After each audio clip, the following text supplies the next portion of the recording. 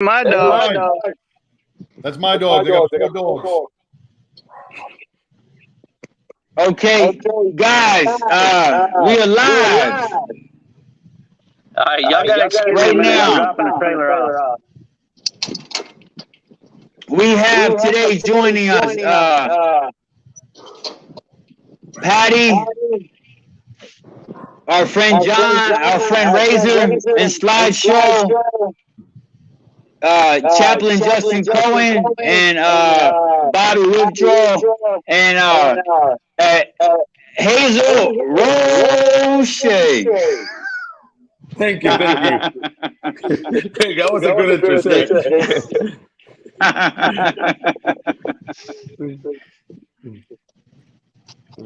So, hey guys, we appreciate you guys coming on.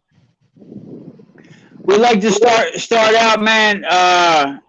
Hey, Chaplain, can you lead us into a prayer for all our veterans out there who have lost somebody, know somebody that died from suicide, or somebody who's thinking about it, or somebody who's lost somebody?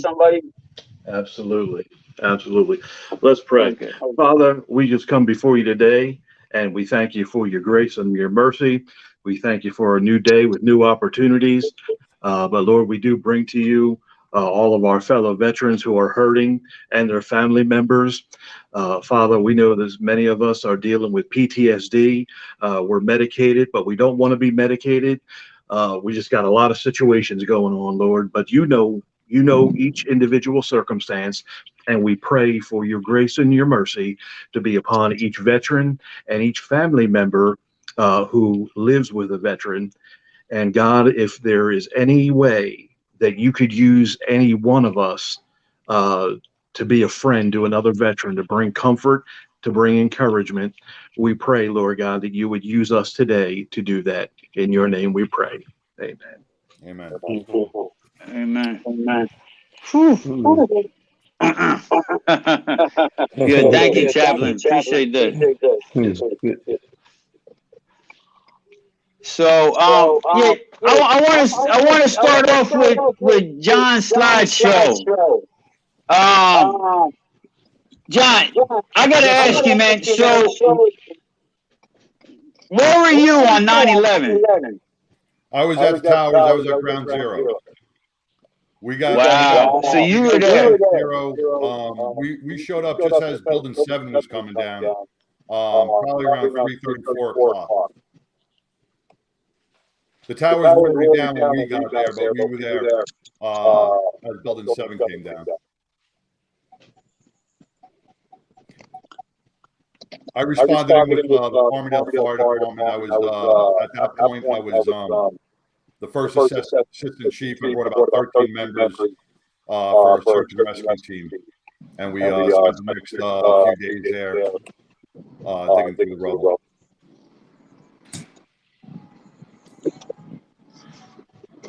Being down there and stuff like that, because I know I was in the army when that happened, and they said anybody from New Jersey, Philadelphia, New York to get upstairs and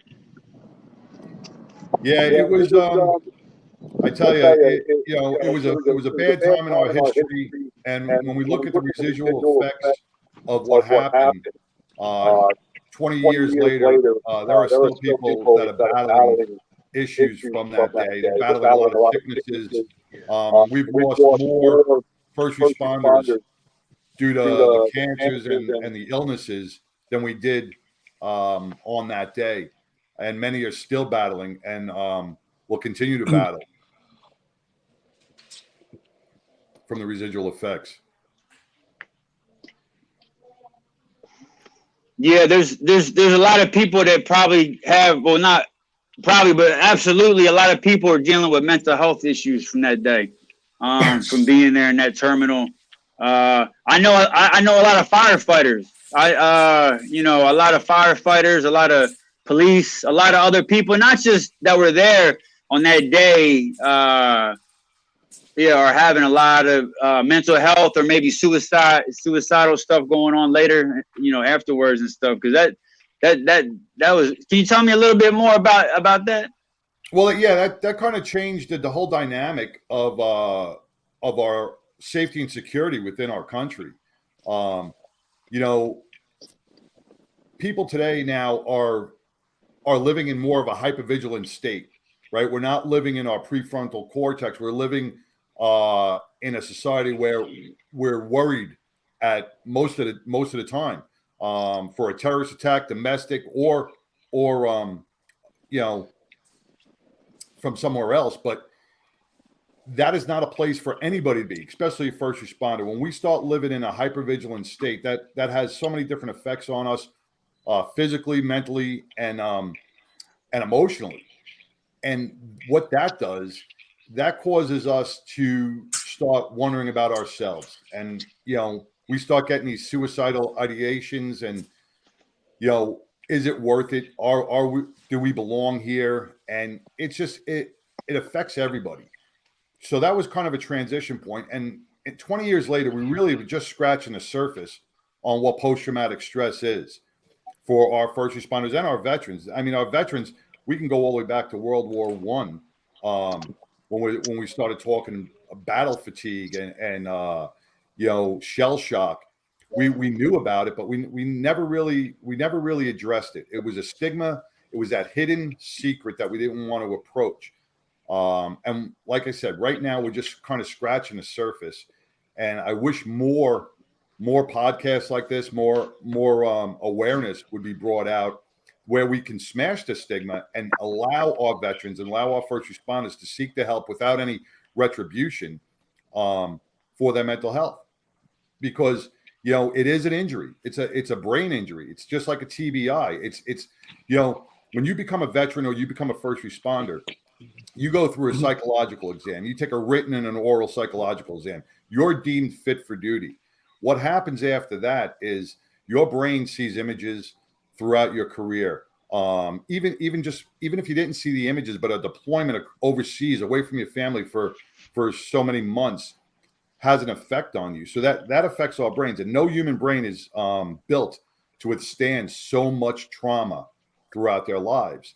And until our society starts looking into it and saying, hey, this is an injury, let's take care of it. And some states are, New Hampshire just passed a law for first responders, God bless them, for post-traumatic stress and suicide to be a line of duty injury.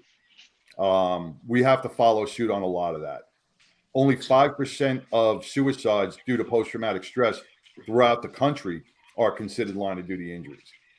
But we got to have our commanders, our chiefs, our old school ways taken away, and we have to really help these guys get through each and every day. We're not robots. We're human beings. We deal with everything else, you know, on a family level, personal level, bills. So what breaks down is our coping mechanisms within ourselves. So Right. what we were able to handle prior to our service, you know, we can't handle it anymore. So a simple argument with our spouse turns into a full-blown you know, divorce or abuse or violence, you know. So we don't have those coping mechanisms anymore. They broke down because we were never conditioned. We're never given the decompression that we need. Veterans need decompression. First responders need decompression. They need a time to process their tour. They need a time to process what they've seen, both mentally and emotionally, you know? Right. Yeah, absolutely. Hold on one second. Hold on.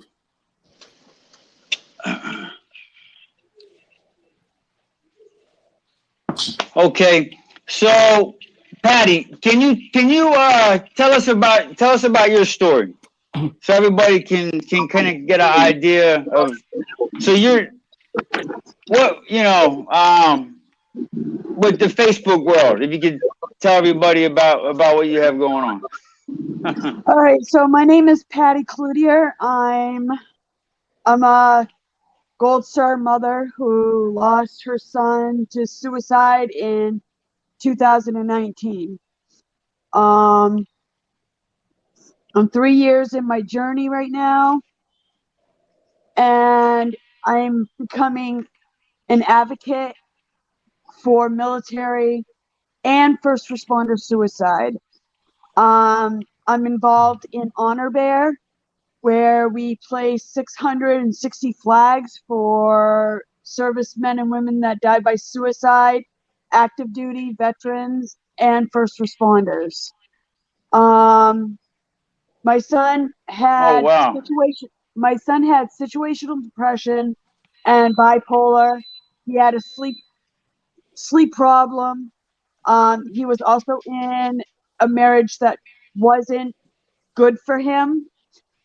She was emotionally and mentally manipulating him and abusing him. And one day he just Okay. snapped.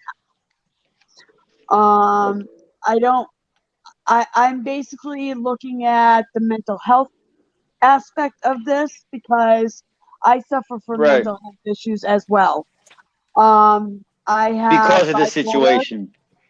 I have Right. bipolar. I have anxiety, and I have post-traumatic stress. Not Right. from being in a war or anything, or seeing things that I shouldn't be seeing. That is something that I endured when I was a teenager and young adult. So um, I want to, I'm trying to put my advocacy in place. I did an event in Concord, New Hampshire, because I'm from New Hampshire, and Okay. I did an event on July 9th for No More 22, and I had a representative Oh of wow. Senator Passan's office. I had someone read a letter from Jean Shaheen's office, and I also had Honor Bear there, the Lynn Patton Okay. the Matthew Patton Foundation, Lynn Patton. Right. I also, and I spoke. And when I speak about Sean's story, I don't involve his wife that much because she doesn't deserve that time. I look at the mental health aspect of my son's suicide. Was he taking his meds? Unfortunately, she has control of his medical records. So I'm not able to know whether or not he was taking his meds. I just read So his Patty, I'm gonna let everybody watching. So anybody watching the podcast right now, we got Patty talking.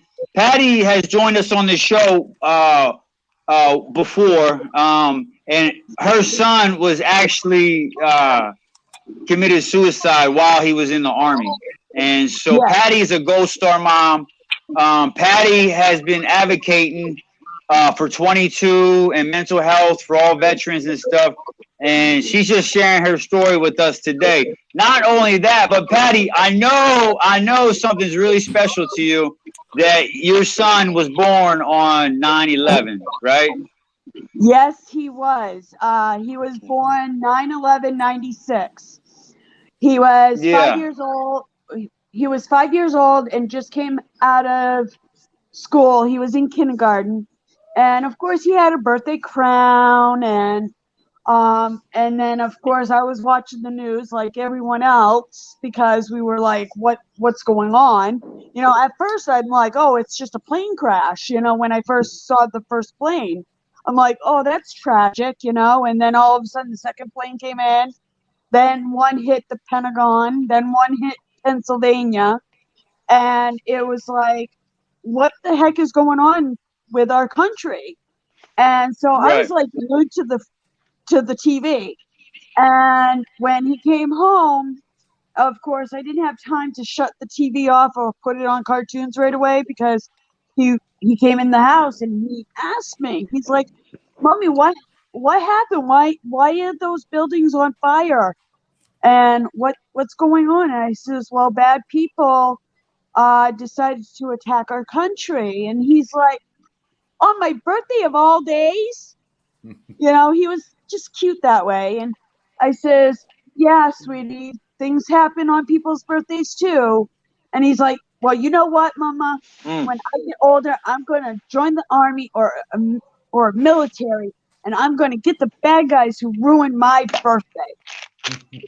And he never changed his mind throughout the years, Most kids would say, oh, I want to be a firefighter or a police officer or a doctor or a lawyer or, whatever. Nope, my son was like focused on the military, and that's all he wanted to do. He watched the History Channel. I mean, this kid never watched. I mean, he watched Cartoon Network, watched Nickelodeon, and that. But the most he watched was the History Channel. He was like a sponge with history, and he was one of those kind of kids who was very like drawn into it. And he wanted to be a history teacher at his old high school. But unfortunately, when he joined the military, he was fine in the military because they did a holiday block leave. And I was kind of concerned because of the drill sergeants and everything else, because in the movies you see them right in your face and, calling you, names and all sorts of stuff. And when he called that Christmas while he was in boot camp, I asked him, I'm like, Sean, how are the drill sergeants treating you? And he's like, you know what, Mom? They're just doing their job. They're breaking me down to build me back up. And I'm like, okay. I says, are you doing okay though? And he's like, oh yes, I get to shoot a grenade. I get to shoot a gun. I get to, do running exercises. I get to do all sorts of stuff, and I'm enjoying it, Mom. I'm liking it. And then when he graduated, we all went. My husband and I, we went to Oklahoma because his basic training was Fort Sill. Okay. And then he went to AIT at Fort Leonard Wood. And he was driving he was an 88 Mike, which is, they drive the heavy operational motor vehicles or whatever, the big thing. I call them the big things. And he had so much fun with that. He's like, oh, I got to drive an Humvee, Mom. I'm like, cool. Okay. Hey, Patti, I got a question. What was the event? What was the event that you were at the last week? I see in truck decals and stuff like that? Because I want to show everybody who's watching the kind of stuff you're doing right now.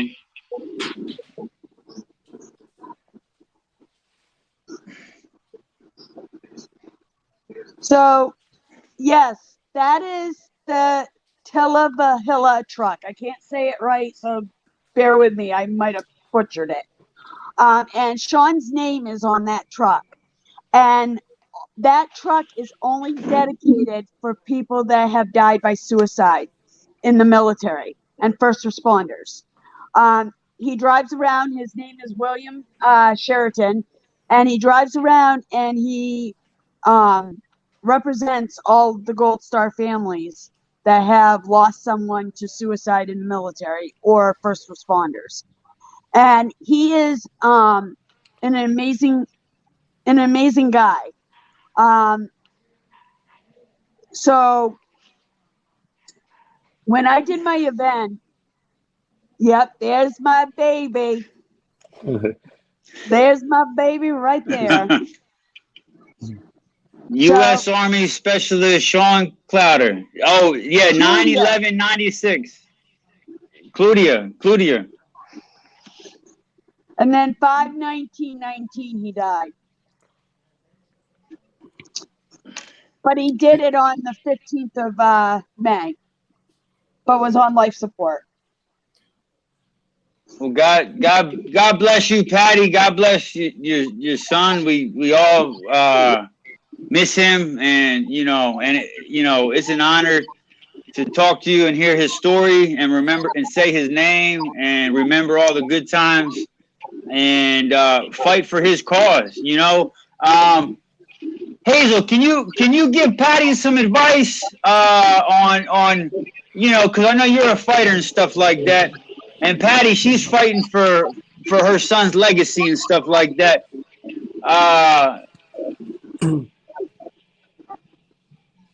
What's it? What advice do you have for Patti? Trying to get through something like this. First of all, I want to say thank you and much respect to every veteran in the United States and the rest of the world. Me and Patti got a lot in common, even though I know her. She going through pain because losing a loved one is, especially a kid, is not easy to forget. Knowing that your kid went to defend our rights, defend everybody, and then when he came back home, sadly, because of what happened, like Mr. John was explaining to him, that nobody give awareness of when they come out here. Everybody worry about, they going out there to defend us, but then when they come back, nobody cares. They good while they in there, and it's a sad thing because, like Patti says, she's fighting for something that she want people to be aware of, because today was her, tomorrow it can be another mother. And I'm pretty sure there's thousands and thousands of mothers going through what Patti's going now. So I got much respect for you, Patti. It takes a lot of heart, a lot of courage to go on there and tell a story of, like you said, your kid, when 911 happened, he said, look, I'm going to fight, and he went and did it. He kept his word. And you know what I mean? You are the real heroes. These people is the real heroes of life. I go out there with the belt and people praise me. I'm not a hero. You're a hero. You're keeping us alive. You're the reason we can do this. You understand?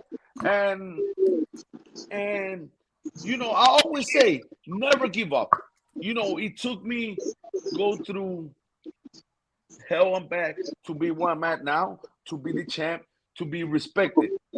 Before this, I was just a simple civilian in the street that nobody cares. Now, because I bring happiness to people, now I'm being respected. So now what I use my platform is to bring awareness of cancer. We did it one time, Celebrity Boxing did it one time for the veterans, but they don't get into it like y'all get it now. Now we know the real story. Because we know all veterans, they grab a gun, they start shooting people, that's it. But they don't know what happened after that. I'm pretty sure that if I grab a gun, I don't care if I'm a man, and I shoot somebody and I see somebody dying, that's going to be in my head. No matter what. I don't care how big a man you are, that's still going to be in your hand. Now, imagine being on a battlefield or seeing little kids dying. My favorite movie was the Kyle, what's his name? American Sniper. I love that movie. And American Sniper. Oh man, listen. That movie, I can see it every day. And how this happened, Kyle being so much big influence for other people. I mean, based on the movie, that I saw. And they show so little respect to him. Even that they did a motion movie, they still show a little respect. No disrespect. I'm talking about my sport.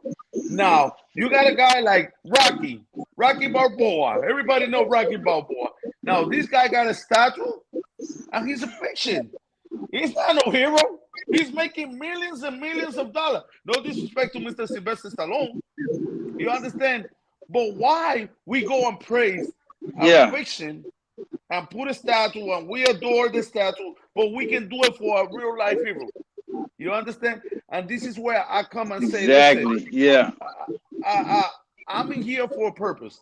I'm the celebrity heavyweight champion, and I go over there to show the world. Listen, I've been through hell, come back. I mean, nothing close to a veteran, but I almost died 2 years and a half ago from coronavirus. And I was in ICU. It was a real sad story. The doctor gave me 20% chance of surviving. But, you know, God is good. God bring me back. God bring me back. And he said, listen, this is what you got to do now. And Patti, what you're doing is a great job. You know, what you got to be really proud of your son, because you know what? Oh, I am. Listen, whether he didn't die in where he was stationed, he died because defending us. So that's what you call a true hero. You understand? This is a true hero. And you gotta be super proud.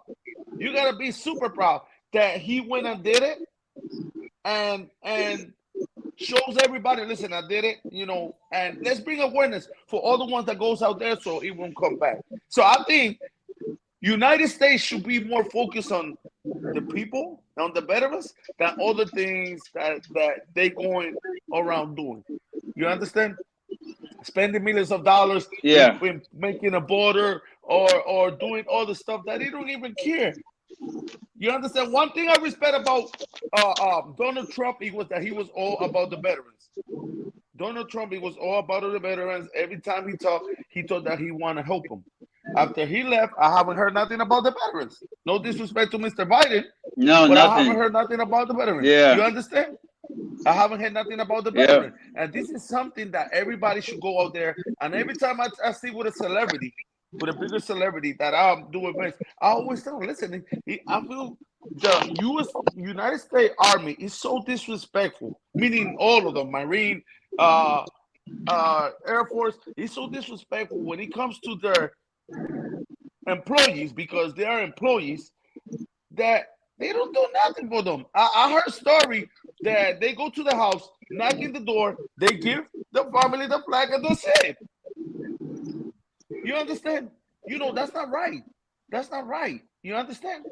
And this is something that everybody got to come together. This is something that everybody comes together and bring awareness. You know, we fight for all the things. Again, we're fighting for illegal people rights, for Black Lives Matters, for this, you know, for different things we fight, but we don't fight for what's right. You know what? Without the army, we are nothing. You know what? We will be another slave. Yeah, you understand what I'm saying? So we need to right on. The respect that I got for all of you. John, what you say, you was over in the 911. Man, if it would have been me, I would be, I think, in 302. Well, I would be going crazy. If I could just cut in real quick, you know, Patti, I just want to let you know, we started a mission about 3 years ago. It's called #WalkTheBridge. If you go to our webpage, it's called Walk the Bridge. It's on Facebook or walkthebridge.org. We started it in Rowlett, Texas, and about 150, anywhere between 75 and 150 first responders and veterans walk on that bridge every month on the 22nd to raise awareness for post-traumatic stress injury, for the suicide of our veterans and our first responders. The mission has grown from Rowlett to Fort Worth to England, where they're walking it now in England, to Florida, to Missouri, and to Alabama, and soon to come to Michigan, Detroit, Michigan.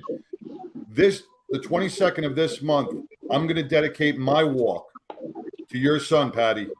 I'm going to carry picture. I'm going to carry his picture on the bridge with the other veterans, and we're going to remember Sean on the 22nd here in Fort Worth.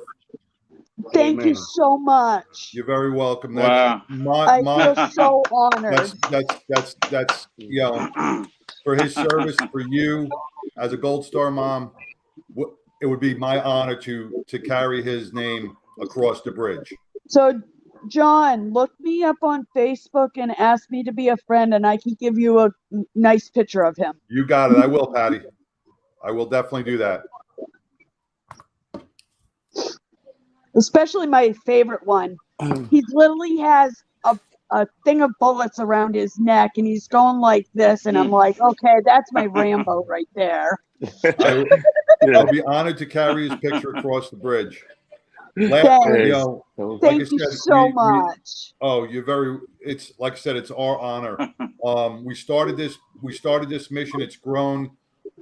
Veterans in England and London are now walking the bridge. They're walking Tower Bridge.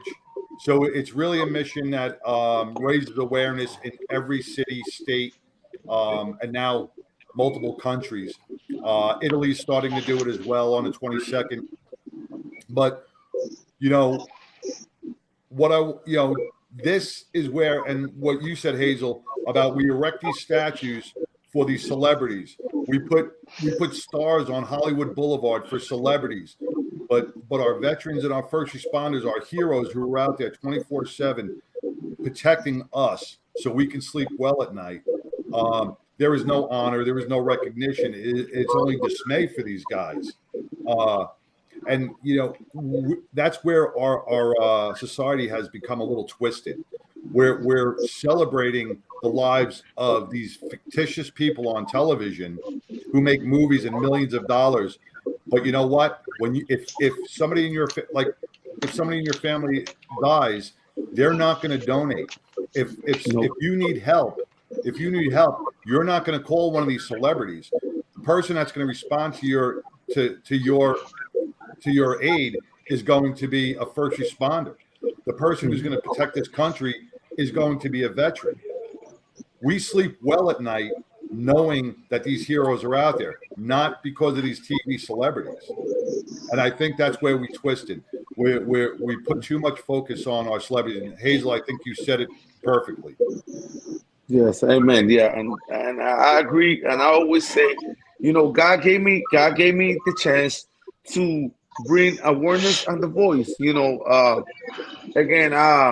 I've been with all these celebrities. I work with with Sylvester Stallone. That's what no disrespect on the Creed movie. I mean, I've been in celebrity boxing. I co-work with a lot of big celebrities, and most of them are good people, but they believe they got their own problems, and I don't think it's right because you know what? Without our veterans and our soldiers, we are nobody. Like I always say, and I got mad respect for everybody who goes out there and show some love. Like I seen veterans in Philadelphia, and there's a section in Philadelphia called Kensington. This is the area where you see the most drug addicts. And you know what's so hard? That I was gonna say 30% of them are veterans that are in the street, homeless, and homeless. And what they gotta do? They gotta start doing drugs because they mentally are not right.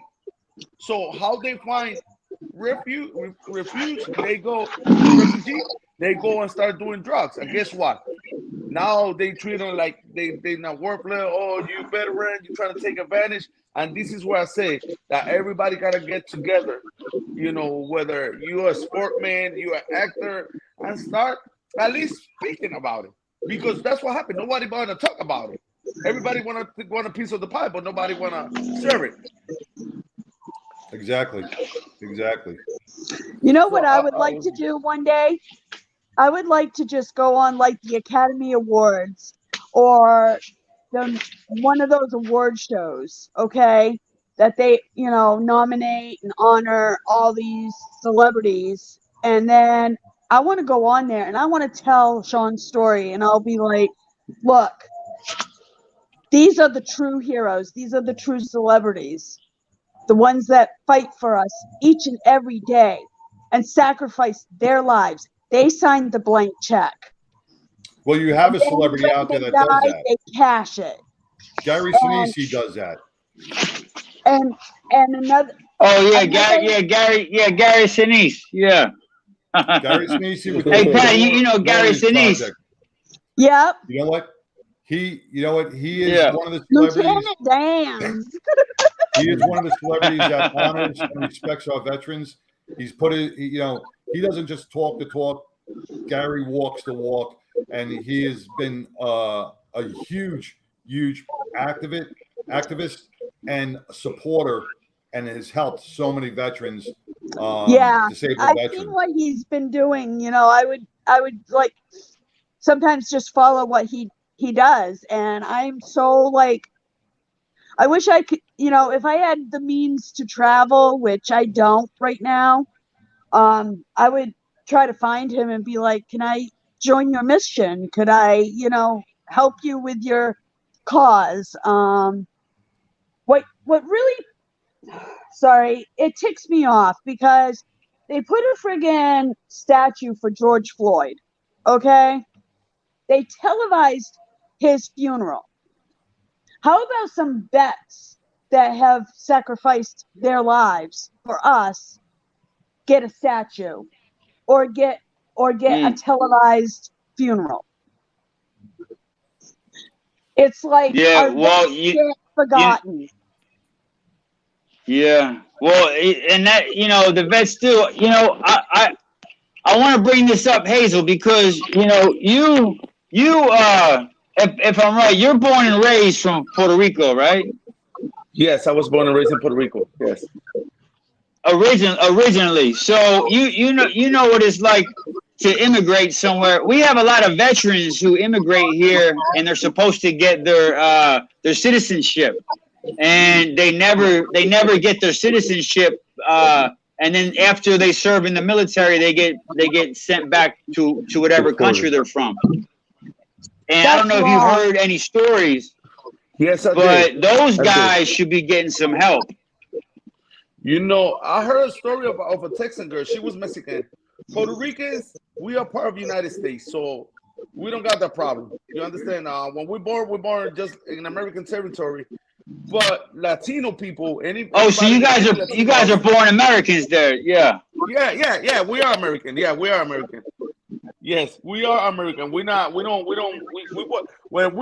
was born, we already born with the Social Security and with the benefits. Oh wow. So yeah. No, we listen. Wherever any American born goes, we go. We are American territory. So we never heard that. I heard story. I heard story of like she was a Mexican girl.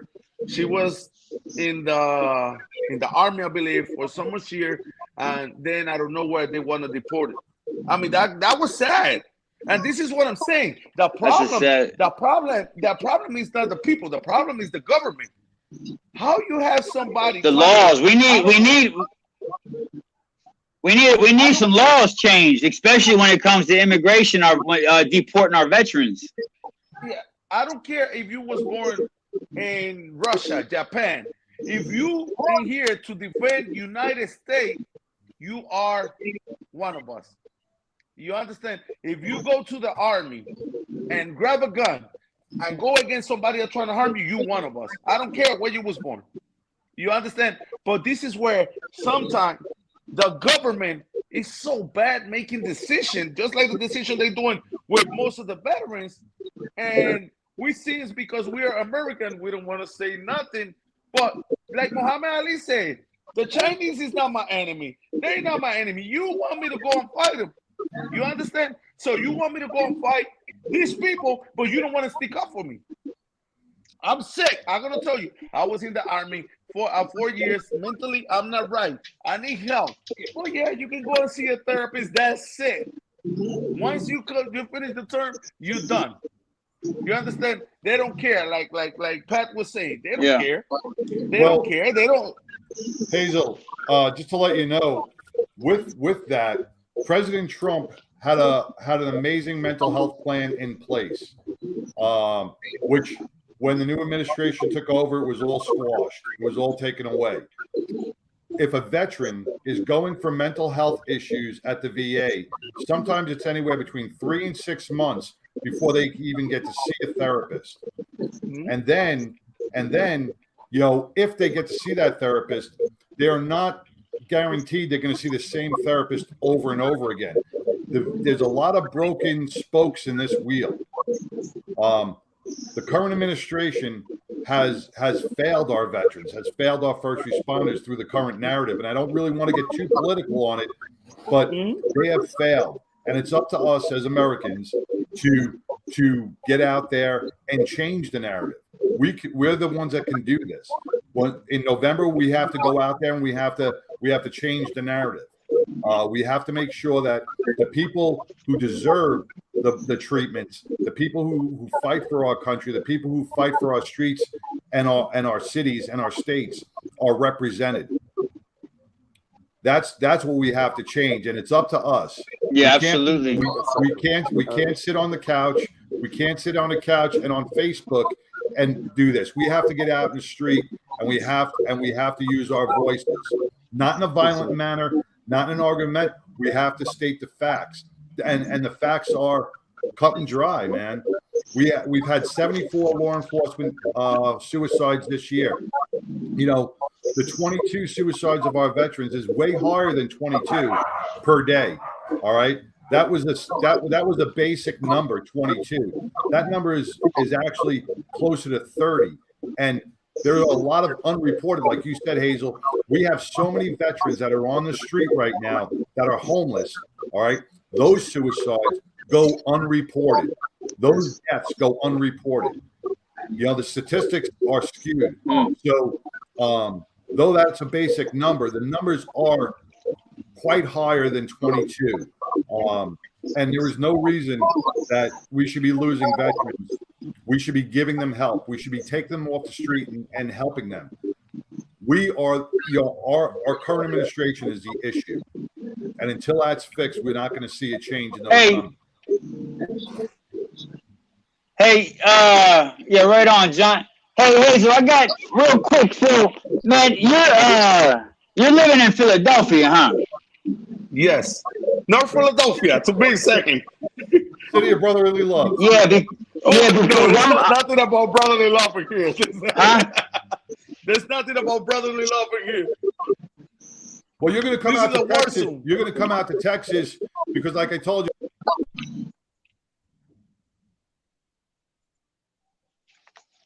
Hey, so you're living in Philadelphia right now? Yes, I live Yeah. in Philadelphia for 27 years. Okay, yeah, because I'm right across the river from Jersey.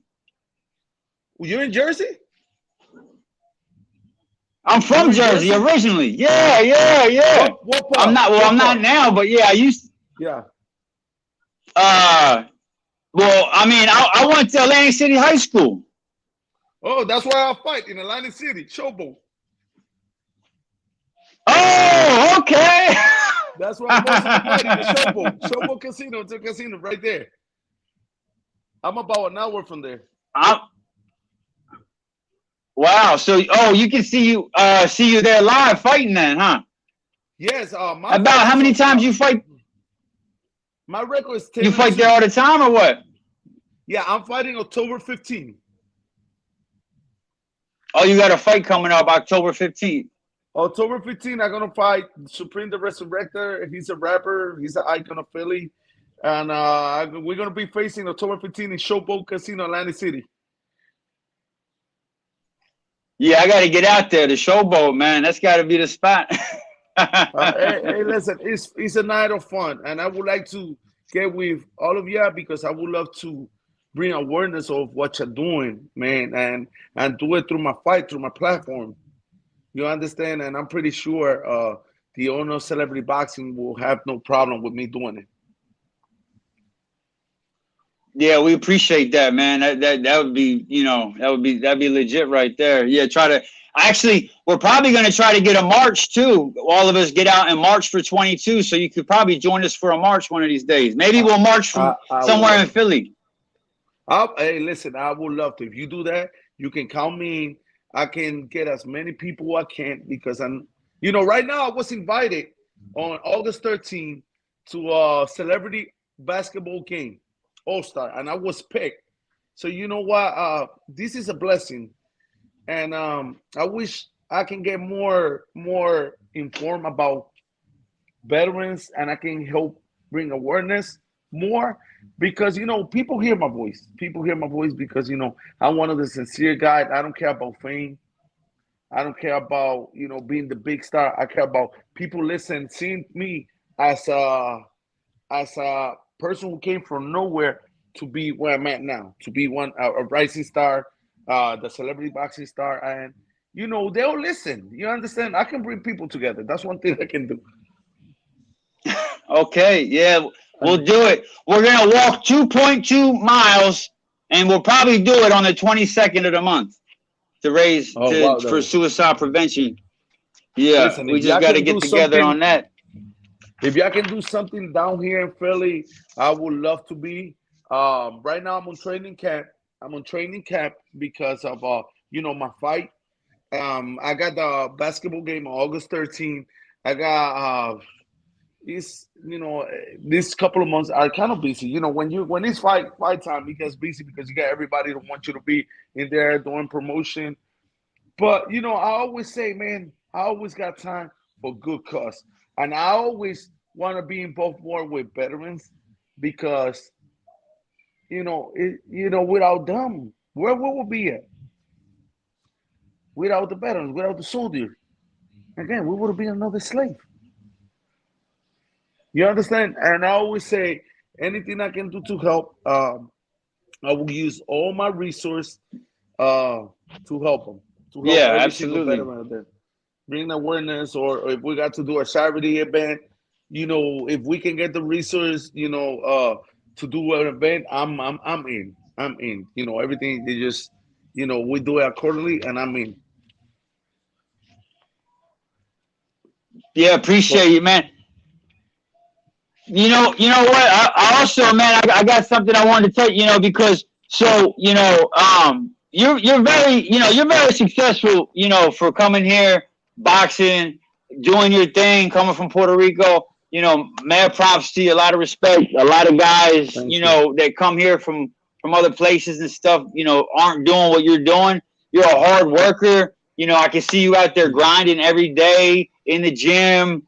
You're in Philly, so I know, you're getting love out there. Everybody in Philly showing you love and stuff like that. And it's hype. We got the Rocky movie from out there. You're from the home of the Philly cheesesteak Geno's, the Liberty Bell, the Sixers, the Eagles. We got the Phillies out there. Flyers. You're in the Flyers. You know what I mean? You're in the boxing capital of America, Philly. I mean, at the end of the day, that's where the greatest fighters come from. And that's it. Philly. Nobody goes as hard as Philly when it comes to training, when it comes to boxing. They just don't. And if they do, come down to Atlantic City, come to the Showboat, come see my boy Hazel Rochelle, and we'll see in the ring.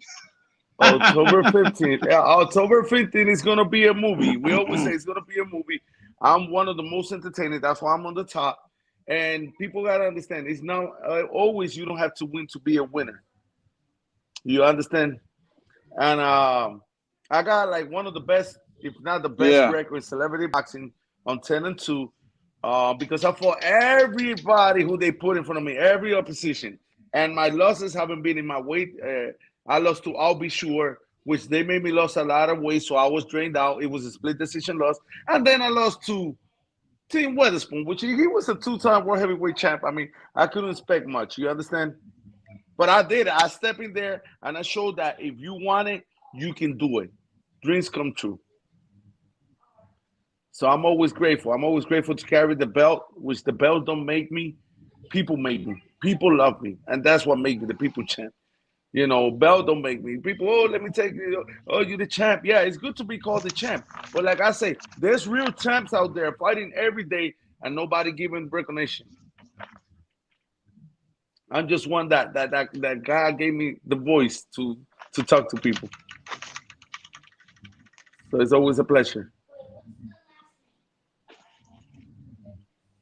Yeah. And God is good, man. God, I put my faith, even before the podcast, man, I was praying. I put my faith in God every day. I don't know, I'm fighting every day to survive out here. Every day I wake up, I'm fighting to survive, man. But when I look to anybody first, I'm looking up to the heavens, and I'm looking to God, and and I'm asking Him to get me through this day, and stuff like that.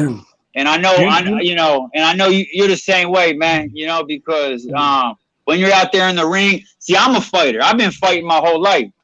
Whether it's in the streets or wherever it might be. I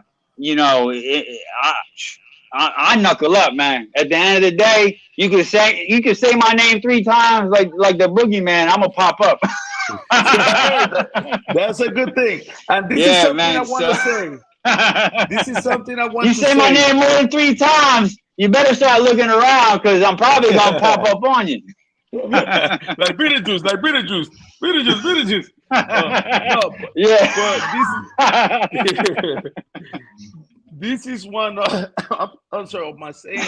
I want people to listen to this and capitalize.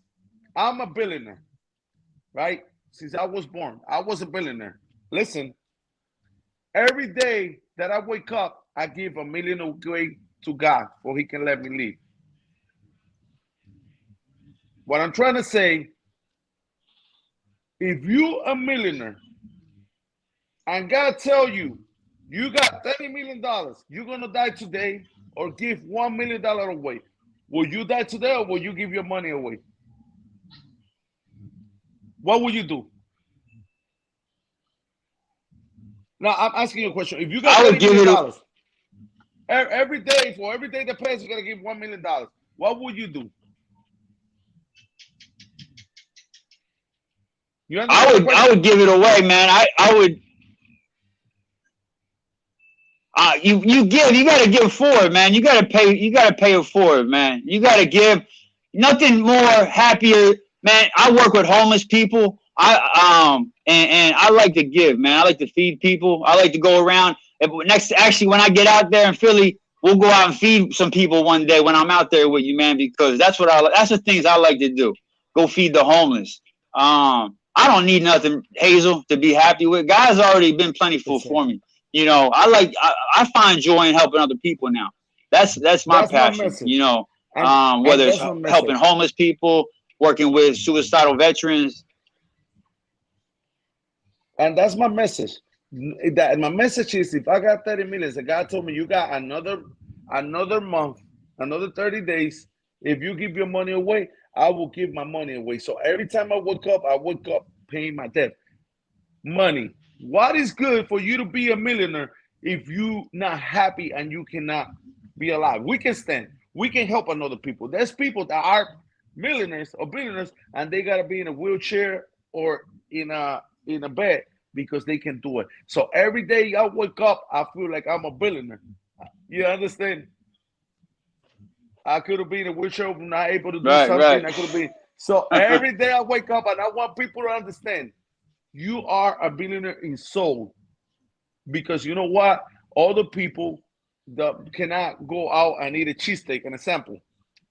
They got the money, but what good it makes? If you can stand up, if you can take a dance, if you like to dance, if you can go, because you know what? Money don't make you.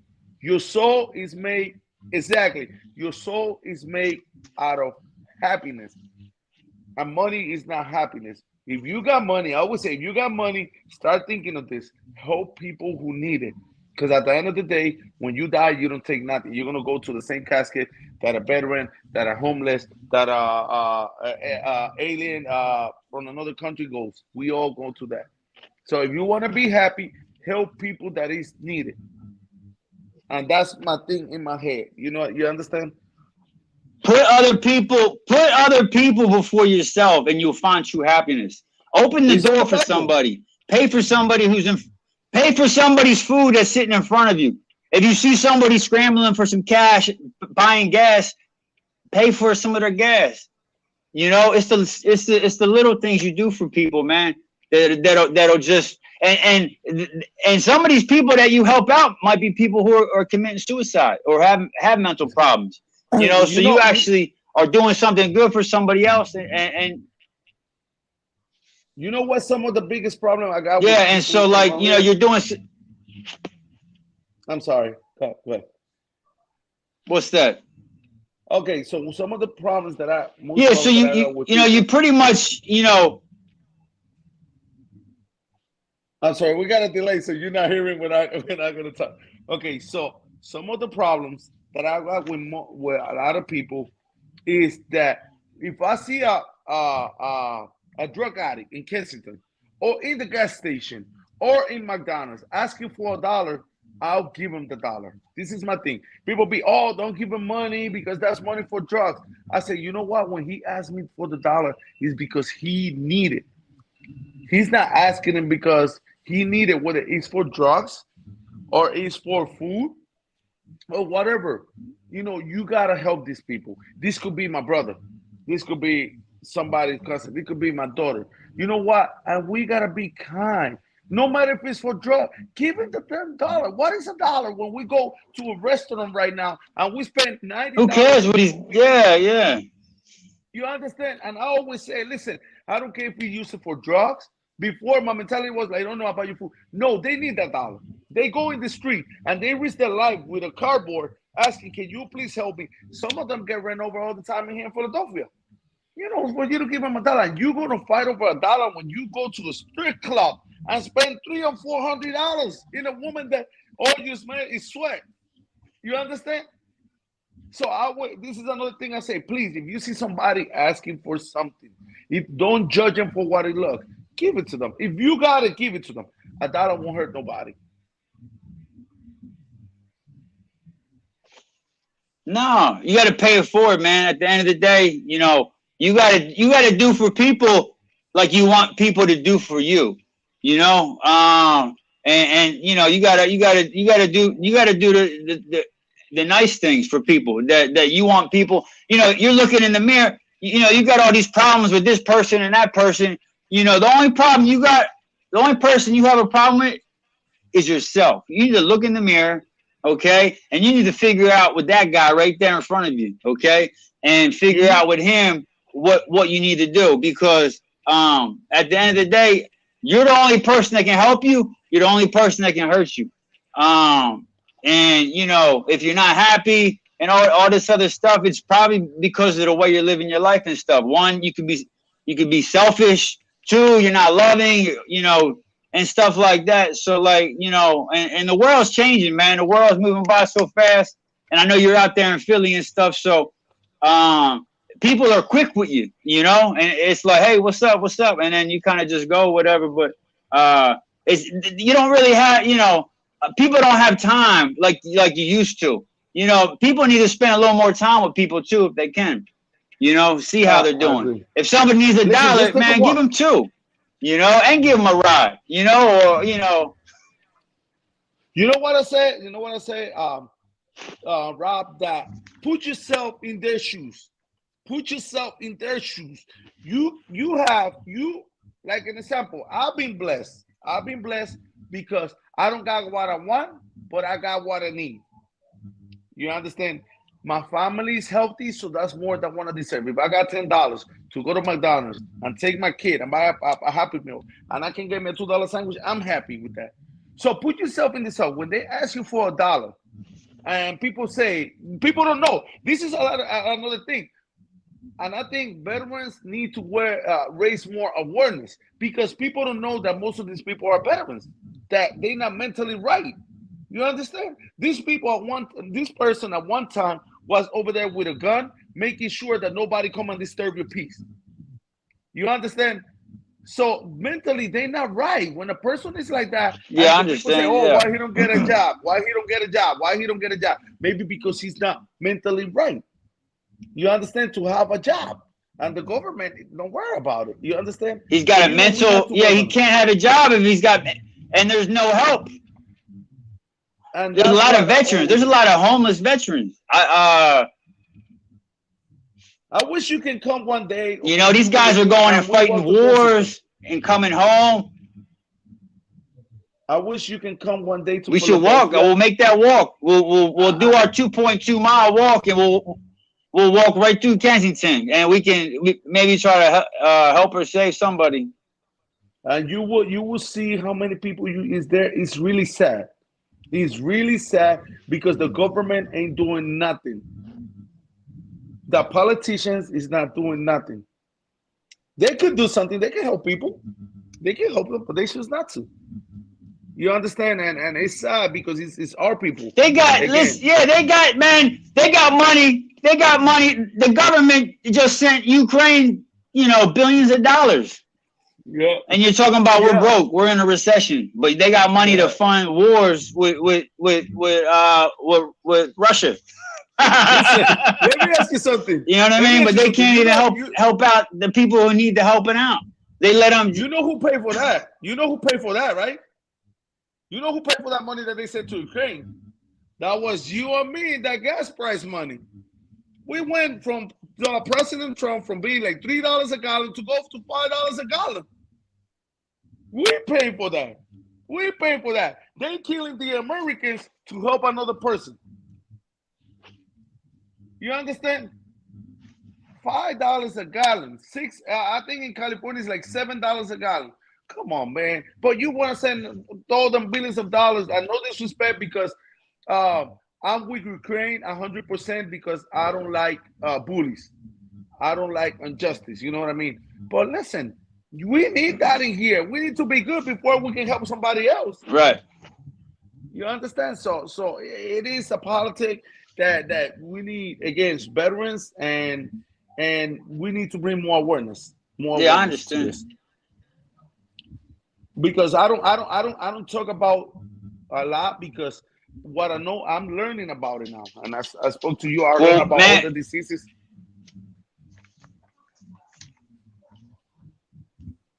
That they're going through. So, again, I would love to be absolutely, man. That's why we come together for these podcasts, man.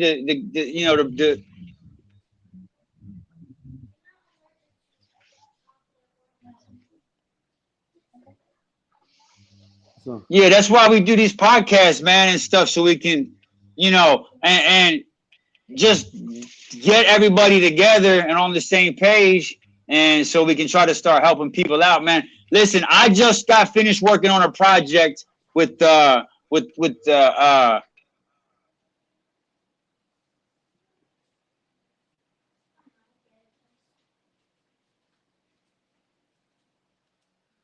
the boca. Ya mismo, ya que termine. Sí, siéntese allí, ya que termine. How long is it going to take? No sé, ya mismo. Siéntate. Melissa, and if you don't make a complaint of us, and Mom, that she's going to take us to Costco and we can say in the park. De que siempre pasamos. Uh-huh. Yeah.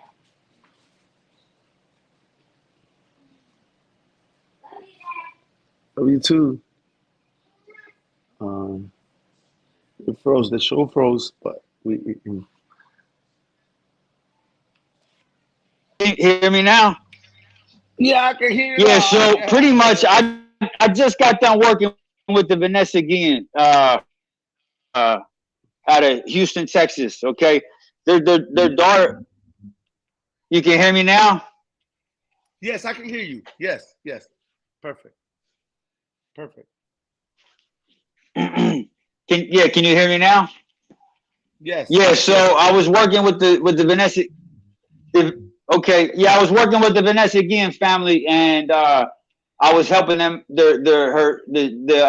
Vanessa's sister out and stuff because her sister was stationed at Fort Hood, Texas, and she was missing, and she was in the military, and they weren't even looking for her. They got a missing soldier unaccounted for, and they're saying she's AWOL for one, which is the wrong answer. She's not AWOL.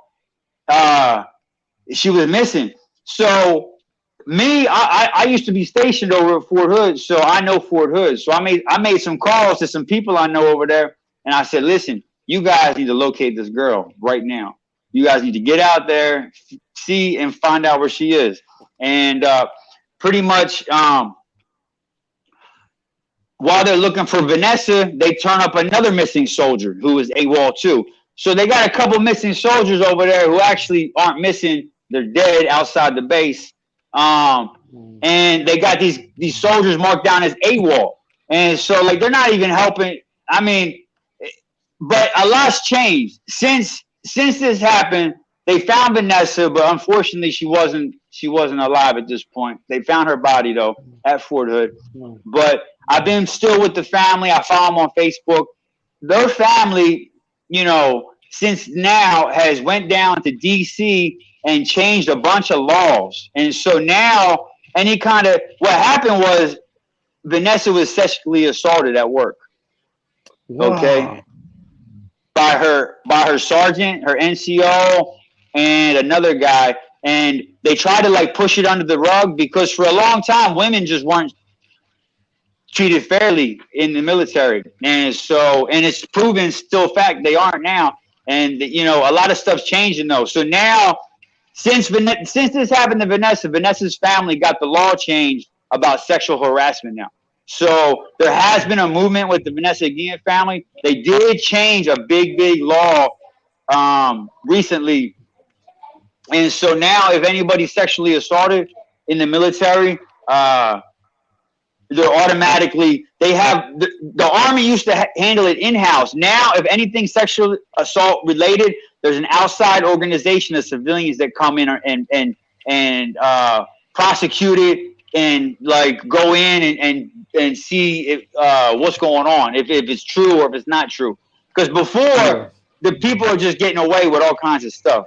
You know, they're harassing young soldiers, sexually assaulting young soldiers, and they're scared for their lives. And some of them might be committing suicide. You see? So there's a lot of stuff we need to look at. You know, yeah, Vanessa was sexually harassed, but somebody who found out that she was going to tell on her NCO, they thought that might have been why she ended up missing and dead. But there's probably a lot of soldiers who were sexually harassed or assaulted and committed suicide afterwards.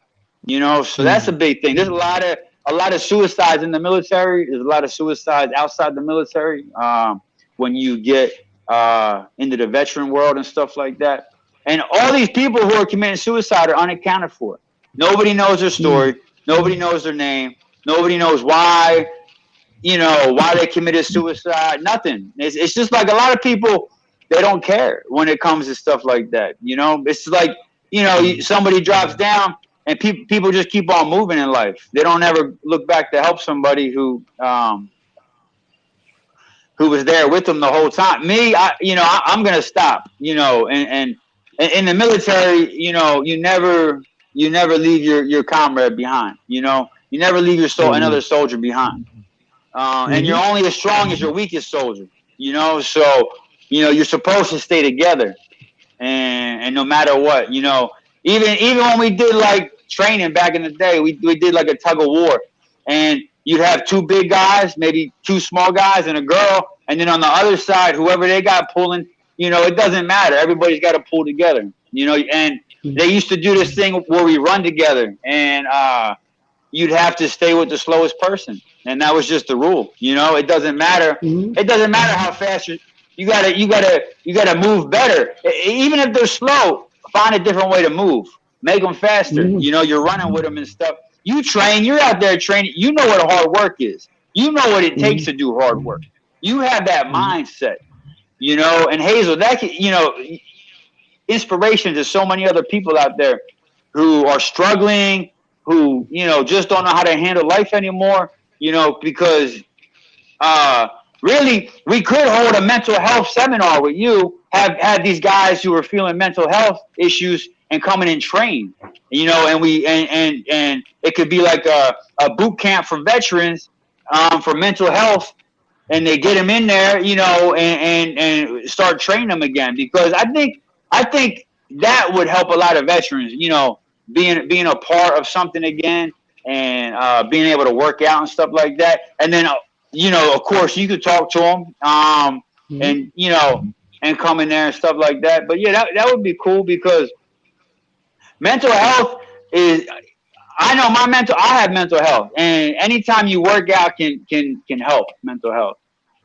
And I agree with you. Sometimes it's not about the money. It's how good can you be to a person? How comfortable can you make them? You understand? And I would love to, any event that you have plans, if my if my schedule allow it, I'm 100% because I think this is right. You understand? This is not a movement for to go out there, make money and not like that. It's because it's right. Because I don't know if one of my daughters, I got two daughters, is gonna be in the military. Who knows? So I wonder when they go, they feel comfortable, and if they come And out, they're they safe. have yeah, exactly. They come out, they can have a good life. You understand?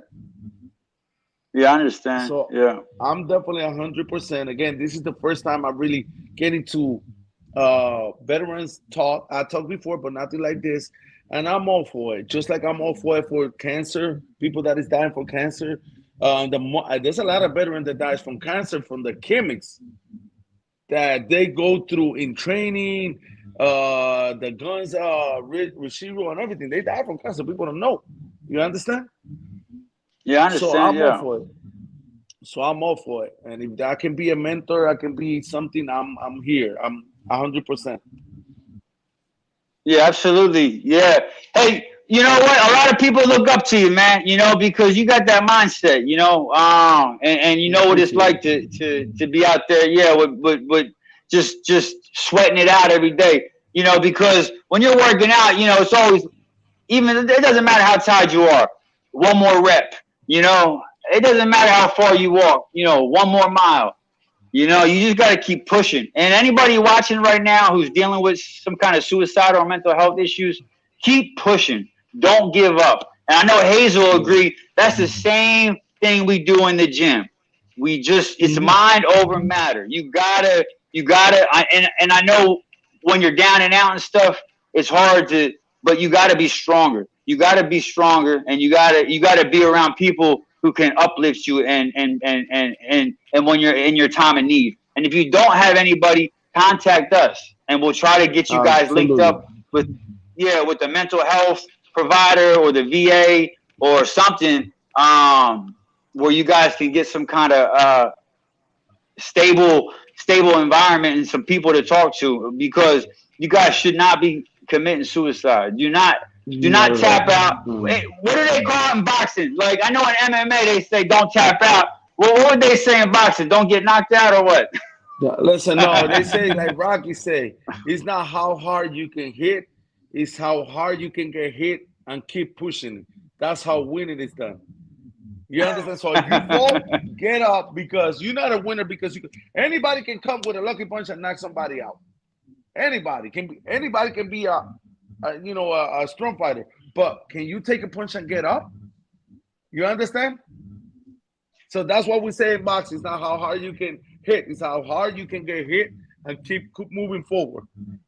And get back up. It doesn't matter how hard you've been knocked down, but when you get back up, that's when you better watch out, huh? Exactly. That's when you're Come swinging hard. Hey, You get hit I with that. say always. You're like, oh, damn, what's up with that? I say always when I'm in the ring, I wish instead of us punch each other, we can do a dance in the middle of the ring. But we don't come in here to dance. We come over here to fight. so we entertainer. We entertainer. So it's a beautiful thing. I'm blessed to be part of celebrity boxing and everybody supporting me because they know I'm here for a cause. I'm not here for the ride. You understand?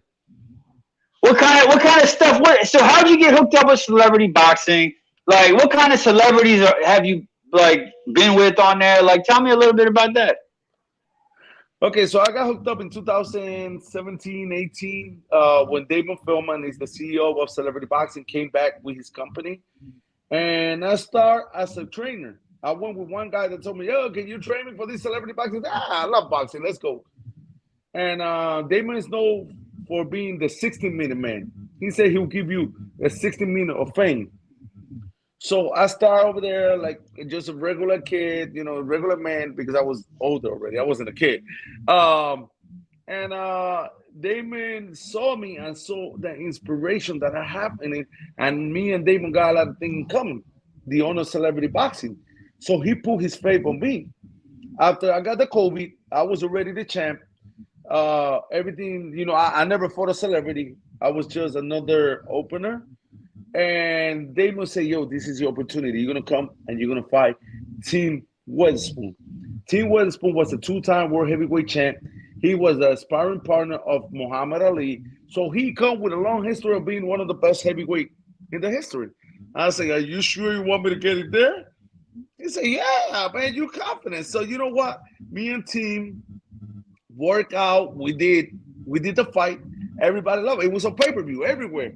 So that's how my doors start opening. After that, I don't know if you are fan of wrestling. I fought the Segment. He's the one that used to come with the beard, and he's himself Sandman. Yeah, so yeah. I fought the Sandman. I fought the Sandman. I'll be the Sandman in the second round. The Sandman. What? Yeah. I hit him with a body shot. He didn't want no more. So after that, we started traveling to Miami. I went and won in Miami. I fought Sam Brickman. He's a promoter of many boxers, and he's a Yahoo analyst. He's a Yahoo analyst. He got okay, yeah. Then my big fight, it was against, I'll be sure, it was a pay-per-view main event. That was a huge event, and that's where I met most of them. I sparred with Lamar Odom. You know Lamar Odom from the Lakers? Lamar Odom. Yeah, I sparred him. I sparred him in Atlanta. That's one of the the basketball player, one of the Kardashians. Yeah, that's my homie, Lamar Odom. We did spar. I sparred with Cisco Rosado from Love and Hip Hop. I'm involucrated with Peter Guns from Cheaters, the show Cheaters. I know Flavor Flav. I can make sure maybe 100 celebrities that we work together. Roy Jones Jr. You know Roy Jones Jr.? Yeah, Roy Jones Jr. Yeah. He was I'll be sure's trainer for my fight. Roy Jones Jr. I was just recently with Paulie Malignaggi and Nate Campbell. When they saw me, they were like, Hazel. So people love me because they know I'm real. You understand? And I understand. I always keep not because I can hang with them, I work with them, means that I'm going to think I'm better than anybody. I'm just the same Hazel that you met the first day, the walk shy, that path to go to the ring, I'm still the same one. The only thing is now I can speak. Now my voice can be here. So I always thank God for that. And celebrity boxing is on the top right now. So we ride along. We I'm happy. Always thanking God. Listen, God make this happen. Not the hard work I did. Without God, you can do it. Anything's possible. Yeah, when you put God first. Yeah. So it was a blessing. So you're knocking people out like Lamar Odom on celebrity boxing. Well, man, I mean, what'd you hit him with? Like the boop boop boop boop. Like what you hit Lamar with? Body shots. Hey, listen, body shot. Let me tell you something. There's a video that is not released, and I'm gonna tell you right here because I don't care. It haven't been released because I dropped in the sparring section. A sparring section is when you train. I dropped Lamar with a body shot. Ooh, right in the. So like an uppercut. You hit him. Was it a right or left uppercut? Oh, just a body shot. Right. Yeah. Oh, okay. Yeah. He's tall. He's like 7 feet tall. It's hard to catch him in the face, but the body's right. So that was just like a good hook. You just hit him with like a good right hook then. With a good right hook, yeah, boom. He put his knee on the floor. But they don't want to show that video because remember, they don't want to, they don't want to put him out there. But the video's somewhere around here. Yeah, I'm gonna have to get a copy of that or see that. Yeah. Listen, the only one who got the video is Damon Feldman. Damon Feldman got the video. He can tell you about it. But I stay humble. I wish some of these other bigger celebrity can step in the ring with me and do something for awareness or charity for veterans or anything. That's my thing. Who do you got your eye on? Who's your next opponent, or you just want somebody to get in there? Because I mean, you're a champ, So I mean, people got to be gunning for you. Well, I've been called out by Kimbo Slice Jr. He won my belt. I got celebrities calling me out. You fought Kimbo. You fought Kimbo Slice? No, he called me out. Kimbo. Junior. Kimbo Kimbo. Oh, okay. Junior, the son. He's the light heavyweight champ. He's the light heavyweight champ. He went in the ring and said he won the heavyweight belt. You know, so I've been called up by a bunch of celebrities, but it's all about what's good for me. You understand? What's good for me for my career. I mean, I got a record already of fighting celebrities. Again, I fought 5 celebrities already. Nobody in the celebrity boxing history have fought more celebrities than me. So I accomplished a dream that anybody growing up will want. That is step in the ring, be the main event, pay-per-view, fighting icon like I'll Be Sure or Team Weatherspoon or even the Segment. So I'm happy with my career. So you're saying, but we should get a fight for the veterans and bring the veterans out, or what do you take on that? I would love to. Like I swear, I would love to. I would love to because I think that will give me pride knowing that that these people are gonna be proud of me. You understand? When I'm proud of them, they're gonna be proud of me because they seem to be forgetting, but I'm over here representing them. You understand? You know what? This is what we should do. Listen, we do the boot camp for veterans, right? Then boot camp for veterans is going to be a boxing and weightlifting program, right? Then during the program, these veterans get to go box for stress relief, and they get to fight each other. And then not only that, but anybody who wants to come bring it. Or we can have one of them get in with you, or whatever. But let them have some fun and stuff. Yeah, that would be pretty legit. Yeah. Definitely. And anything I'm gonna send you my number. I'm always open to listen, and anything you're doing that I can be part of it, I would love to. I have no problem. Yeah, absolutely. Hey, Hazel. So where do you get a cheesesteak at in Philly? Where's the spot? You know what? Only people, when you're from Philly, you don't like Geno steak. You don't like Pet steak. That's overrated. We go to the corner store. That's where they got the good cheese steak. I don't know. You go to the bodega. Yeah. Listen, you get a cheese steak. That's the real cheese steak. But if you want to know which one is one of my favorite, I like, of course, Pat's. Pat's is good. But besides that, I love Jim's. Jim's steak are Jim's steak, and then Jim's steaks on South. Yeah, on South. Yeah. What? Jim's? You like Jim's? Oh man, I gotta go by there and try that sometime. Jim's steak is banging. Jim's steak. Give me some Jim's steak. All that. That's why I'm fat. Listen, I'm fat because I love to eat. I go out and get cheesesteak, and I'll be like, I need another half. No, but yeah. I always say go and support the locals, but all the people got different tastes. I say Pat's is one of the best. Geno's, but it's not like a real Philly cheesesteak. This is more like this is more like a steak, not the chopped up one. The chopped up one. That's the one I like. Yeah, but everybody got their good one. Yeah. Tony Luke's on Oregon Avenue, they got a good cheesesteak. I know the owner, he's my friend.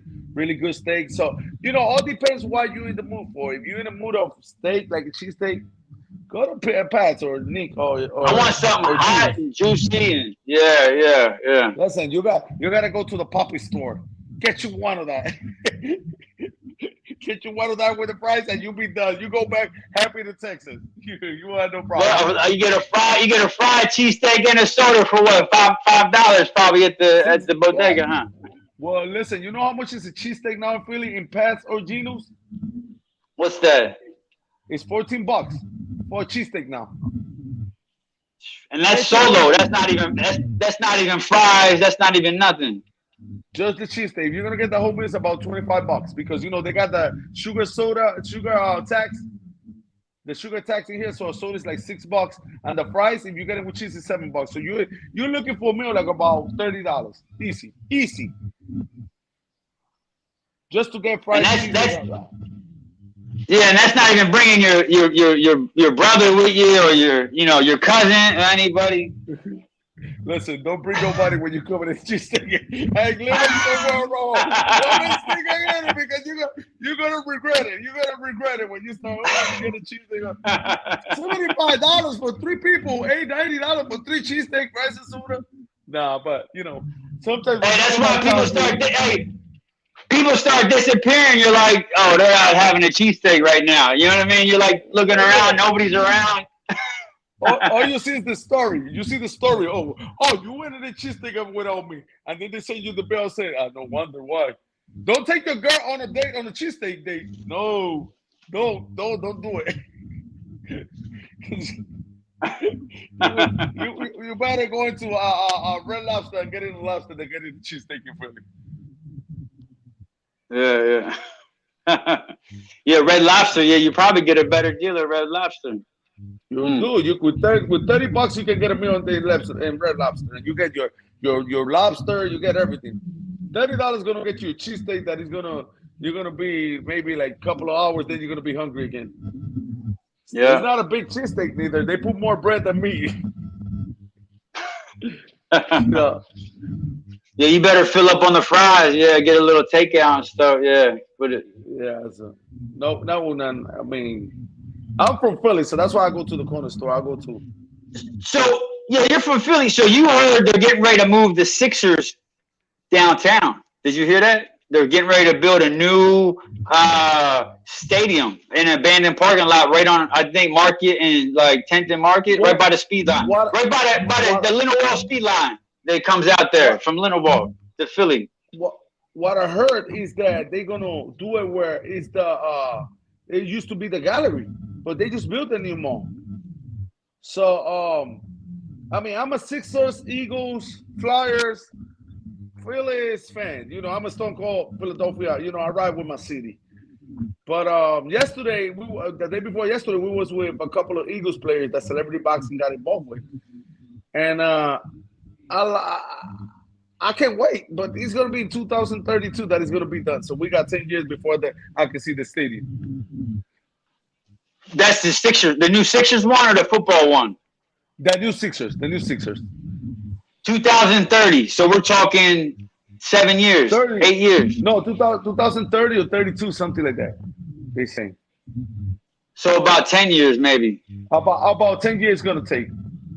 So I might be somewhere. Maybe I might move because I might be maybe in Florida or some other state. The way he's looking at Philly. Before they build that thing. Yep. You think it would be good for downtown? You think they should leave it where it's at, or it would be good for downtown? It will be better because you can take then the train. It costs about $3 and they leave you right in there. Not that going. When you go to a Philly, Sixer or any game, parking is $40. Plus, that train runs all the way down to AC too, Atlantic City. Yeah, that train. If you take the one in Kensington, right? You take it to 30th Street Station, and then you can go anywhere in the United States. Yeah, so people can they can come right out and ride the train right to the game instead of needing a car or something like that. That car said. Then you know how long it takes you to get out of the stadium. It takes you a couple of hours after the game is over just to get out. Traffic is really bad. Yeah, but how much is parking over there? Between parking and stuff like that? Listen, if you're going to a Sixers, any play for sport game, you need to bring minimum for parking and food per person at least $100. That's $40 for the parking. But then if you're gonna buy a soda, it's $11. If you're gonna buy a hot dog, it's another $10. If you're gonna buy chicken tenders and fries, $20-something. So it's sort of expensive. That's not talking that if you got a kid and he want a Phillies or a shirt or whatever, it's over $40 or a hat. So I told my kids, listen, just be careful what you're asking for here. They rough when it comes to the prices.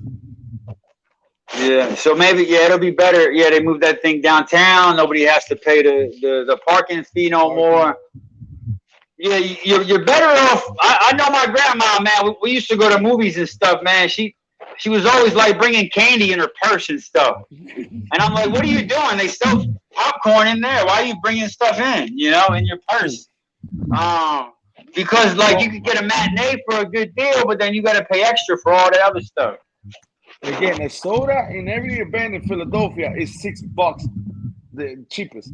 Like even if it's a movie theater, you go to a movie theater, the thing they sell in the dollar store, the candies, is $4 or $5. So I understand. Before I was like, "Why are you doing it?" Now I understand. I'm on that. Listen, put some in your bag. Take it in your bag. With $5 of candy out in the street, I can feed all the kids. Yeah, absolutely. Yeah, for a couple of days. Dang. Yeah. That's why a lot of people, man, they're just watching the games on, TV and stuff. It's cheaper. It's cheaper. And you got good more seats. economical. And you got good seats. Yeah. And you got good seats. I can eat my rice and beans and chicken while I'm watching the Phillies or the Eagles. Oh, you gotta worry. No, but it's lovely. You gotta take your kids sometimes this experience. You know what I mean? Yeah, just to get them out the house and go do something together and stuff like that. Definitely. It's love. You only live once. Here, I got a couple photos. I'm gonna post. I'm gonna show you real fast. Hold on, let me see if you can see it. Hold on. Yeah, that was for the awareness of human trafficking. Wow, so you were doing some stuff for human trafficking. Okay. Yes, human trafficking. Yeah, with the Bella Libby Foundation. Yeah. Okay, and then we got this right here. Let me see. That was when I won the belt. First. That's when you became the champion. Yes, that was when I became the champion. That's my dad, my mom, family. I have like 100 people over there. Oh, okay. Nice. Let me see what else we got. We got this right here. That was the video for the Latin Lover music video.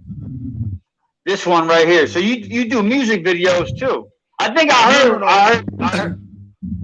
Ryan Banks. I was in the video. It was my son. It's called The Latin Lover. A song that he created for me, and we were doing the music video. It's on YouTube. Oh, your son's a rapper, and you were in his rap video. It was my song. It's called The Latin Lover. He did the song for me, and we did the video. So I'm in the video. Oh, okay, legit. Yeah, I had to get a copy of that. I'm the Latin lover as your mother. That's when I won the belt. That was when I was really proud that I became the champ. Yeah.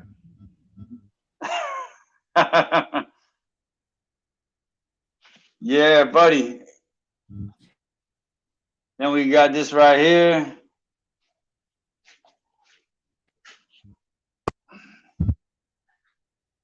Splash Magazine. I was in the front cover, Hazel Roche.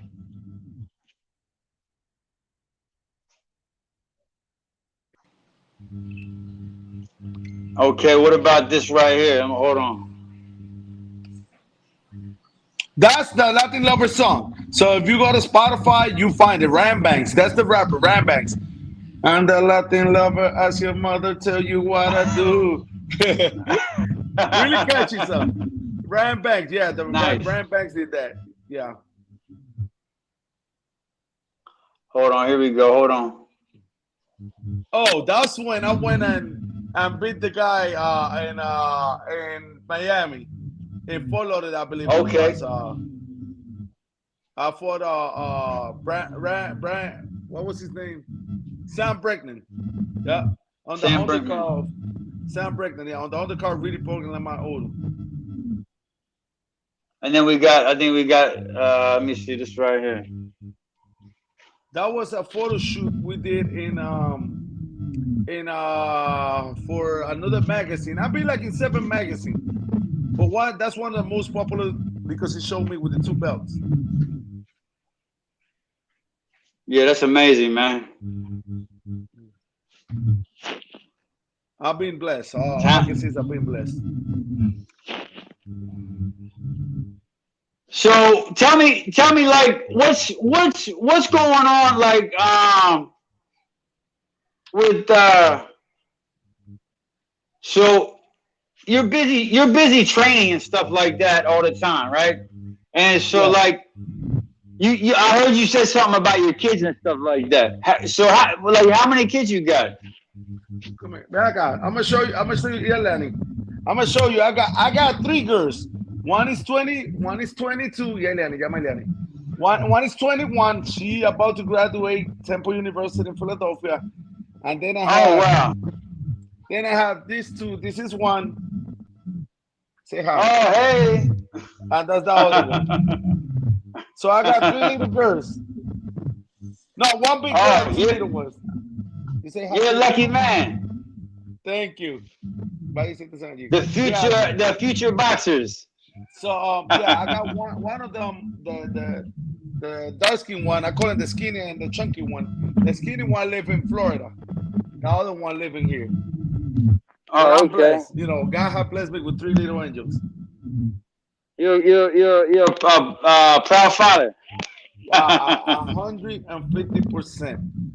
You know, I've been blessed. That's all I can say. And that's why they call me the lion lover. Hey, can you say good day or great day? Yeah, hey, listen. I always say, listen, every day is a blessing. So I woke up blessing. When I woke up this morning, I woke up like, oh, I gotta go to the show. My phone is not charged. That's why I took a little longer. Oh, let me get up. Yeah. And I was like, it's a blessing. God always bless me. You know what I mean? And that's why I always try to bless another person. Yeah, that's what it's about, man. At the end of the day, yes, it's giving forward and stuff. I got one more little thing I'm gonna show you. Let me see right here.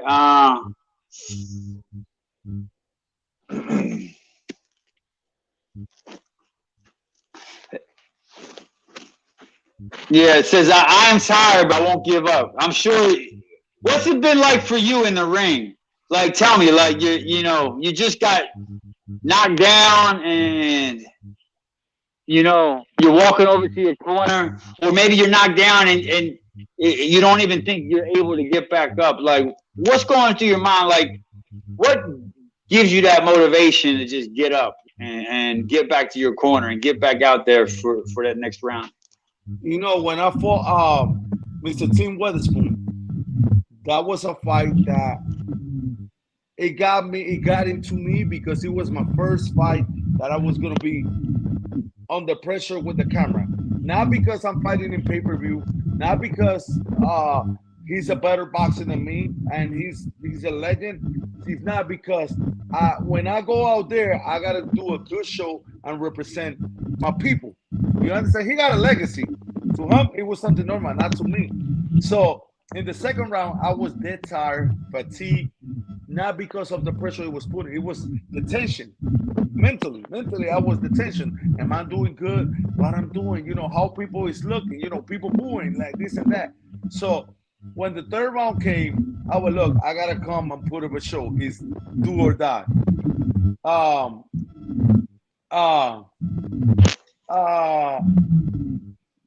It was always a blessing to get up from falling and keep moving forward. I cannot give up. There's people watching me that don't give up for me, that they over there, so I can't give up. So that's my thing. If you give up, you let people down. So I don't want to let nobody down because I believe I'm inspired a lot of people to do that.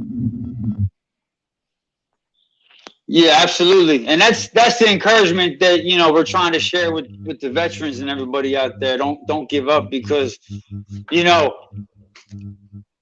every round, every thought about either committing suicide or having a flashback or thinking about, hurting yourself is another round. Like their thoughts are coming so sporadic, so fast that they get so beat up by their own thoughts, that it just brings them down. It's mentally just bringing them down. They're bringing themselves down and stuff like that. And, you know, if we can try to make sure that there's help available so they feel strong enough to get back up, or, you know, or just like, because every bad thought is like taking a blow with a punch for them, you know, but you can't see it because it's internal, you know. But you got to look at it the same way. Every negative thought, every bad, you know, thing that goes through their mind is like getting hit, you know, with a punch. They got to learn how to take these blows. They got to learn how to not only take a hit, but dodge a hit, you know, and not only learn how to dodge, but learn how to fight back. You know, when you hear something negative, take that in, process it, and push it back out in a positive way. You know. That's why I have a lot of people trying to bring me down. People that was around me and they hate because they see you doing better. But I learned how to dodge them. When they say something negative about me, okay, you know, it's good. You know, everybody got their own opinion. You understand? And I learned that not everybody that is around you is your friend. Some people is with you because they see benefit. Just like the veterans. When they can use the veterans, they use them. Once they don't got no use, they throw them to the side. So now it's up to us to try to help these people to get back up. Yeah, you're only as good as your next fight. You know, you're only as good as, you know. I mean, that's how it is. You know, you're only as good as your next round, not your last round. Absolutely, 100%. That's why you got to stay ready. You got to stay ready, man. You don't know when your next fight's gonna be, but you better stay ready. I stay ready every day. I'm ready right now. I was just out boxing earlier. You know what I mean? Listen, every time they told me I got a box, I'm ready, but I'm like, should I do it? Should I not? Nah, I'm just joking. I mean, let's put this show together. People love it. You know what I mean? You know, when we're in the corner, and you know, I'm always joking around with my cousins and everything, and they call my opponent. I say, "Are you sure you want me to do this?" You know, joking around with him. I mean, you know, we can just get out the ring without landing a single punch and just hug ourselves and go out. They start laughing because I'm always joking around. Let's go and get a cheesesteak, or let's go and get a steak or chicken breast or something. We don't have to throw punches. Yeah. But you know, it's part of having good communication with people. Making it fun. It should be. At the end of the day, you shouldn't be stressed. You shouldn't add stress on your workload. It's bad enough you got to get out and work and do this other stuff, and you know, and you don't want it to be stressful. You know, you try to alleviate as much stress as possible.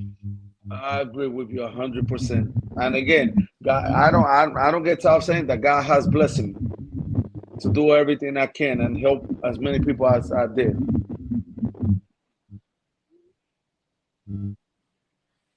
Yeah, well, and God has been good, man.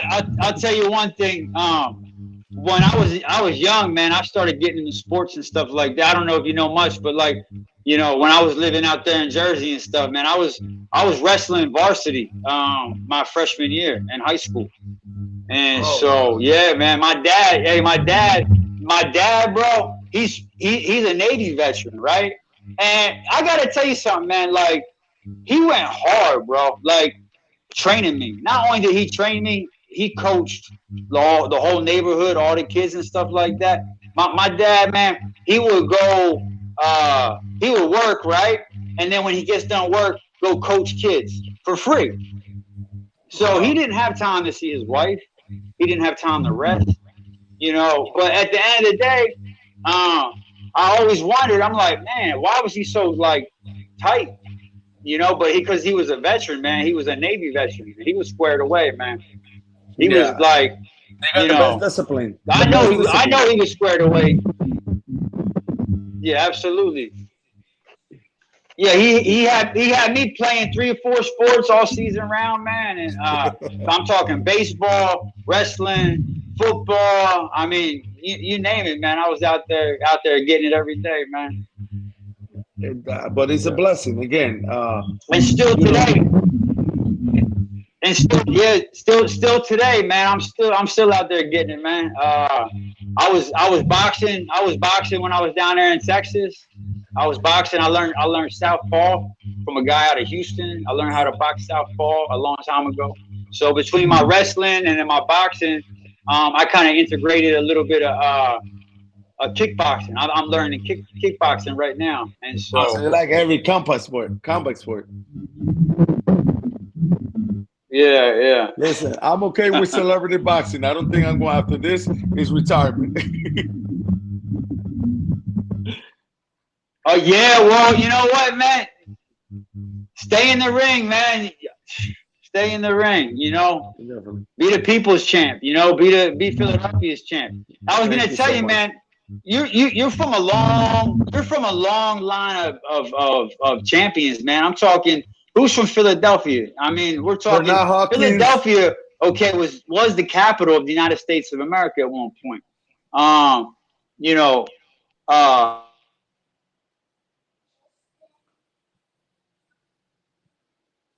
Ya se está terminando. Ya mismo le doy comida, ¿ok? I'm trying to get this V-Bucks credential. No te pongas, que sé que tu mamá dijo que eso y te lo va esto. No, it's not money. They're giving it for free. No, está bien, vete, que estoy hablando todavía.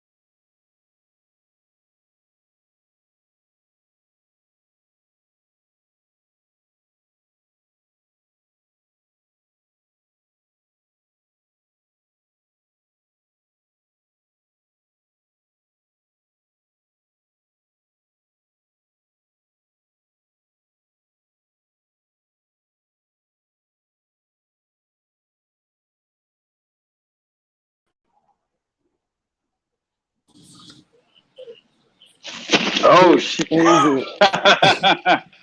Hey, I think my Yeah. internet, my Wi-Fi went down. Yeah, I was like, oh shit. It went off, yeah. Let me put my phone to charge because it's about to die. So yeah, the chaplain was texting me now, too. Oh, the chaplain. Yeah, he just texted me on Facebook saying that he was minister in Kensington. We were talking about. But Hold on, again, hold man, on. Oh, hold on 1 second. Hold on. ¿Qué ustedes quieren comer? Chaplain, Yes, sir. how are you? Man, any better, I'd be suspicious. So I was telling him that I just got your text that you used to be a minister in Kensington. Yeah. Church was at Frankfurt and Tioga, and I'd be right over there at McPherson Square, Harrogate Park, K&A, all up and down that area. I'm I'm from not far Oxford from the Circle. area. Yeah, I'm from Oxford Circle originally. I go to Alpha Circus Medical right there. Okay. Yeah, I grew up on Van Kirk, Castor and Van Kirk, right around the corner from the bowling alley and the Yeah, Burger King. Yeah. I And know exactly. Rob, my cousin, was a professional wrestler. He was the Blue Meanie, and he went to Atlantic City High School. Wow. Yeah. Yeah, good to know. There's a lot of good wrestlers that coming out of Philadelphia. Yeah. Yeah, but we need to get together, do some stuff, go through North Philly, go through Kensington and help some vets out, man. I'm 100% in. Yeah, Yeah. let's do a 2.2 march, man, through Philadelphia for 2.2 miles. Okay. And we'll start it off. We'll start right over where you're at, and then we'll hit a nice little part of the city. Okay. Well, I'm in Upper Darby. I'm out near 69th Street. So I'd So have you to have to come our way then. Come Yeah. down. I'd head Okay. east. That's where the train stations end. That's where it ends. The L ends at 69. Yeah, I'll pack my 380 and hop on the L. Come on down. We'll live right in Kensington and Tioga. Right.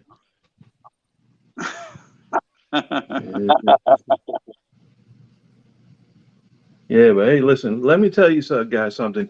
I don't know if you realize it or you recognize it, but all of the things that everyone was saying, you guys are more Christian than some church people are.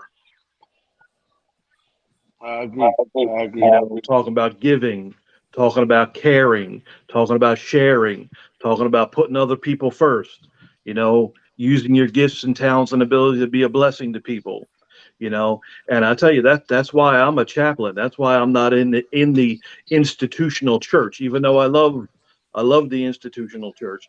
I do most of my stuff outside of the four walls of the church. Um, because that's really where the rubber meets the road, because they're not coming to us.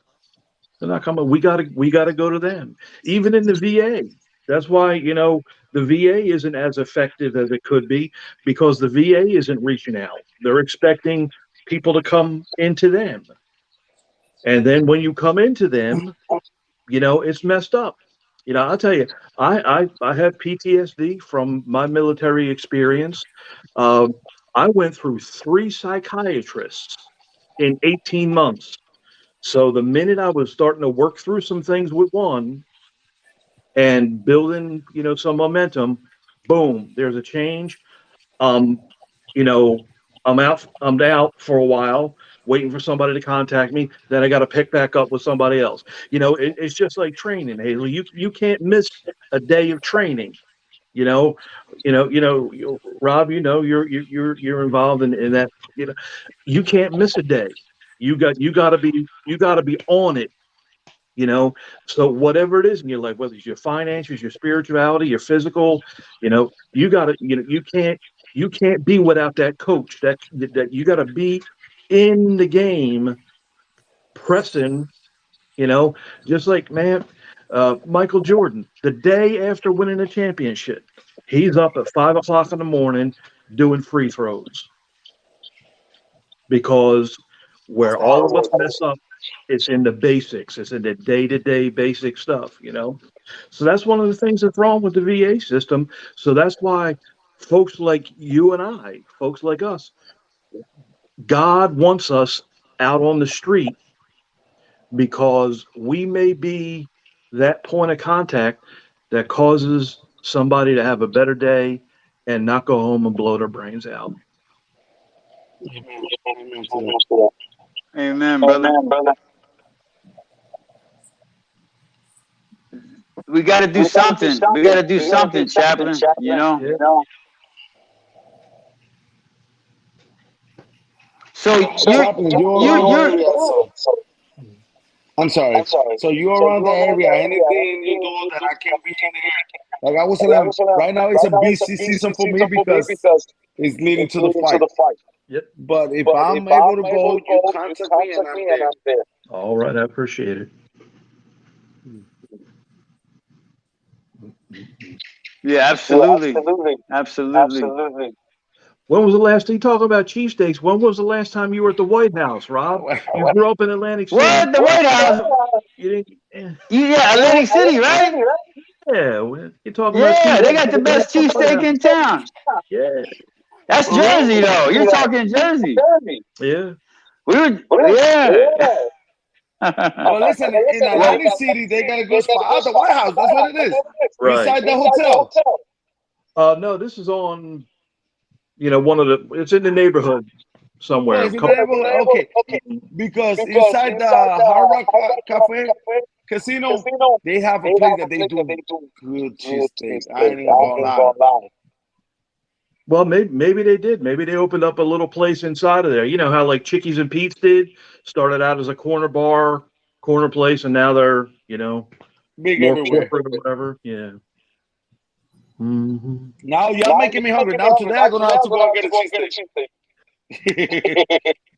Yeah, buddy.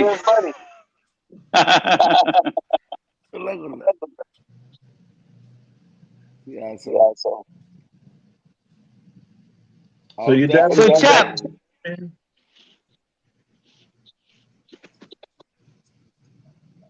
Oh, go ahead. Yeah, no, I'm sorry. Yeah. Your dad was a Navy man, Rob? Yeah, my dad was Navy. Awesome, yeah.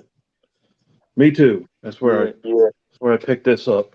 If you can see that, where is it at? Yeah, what is it? That's the honor him. There we go.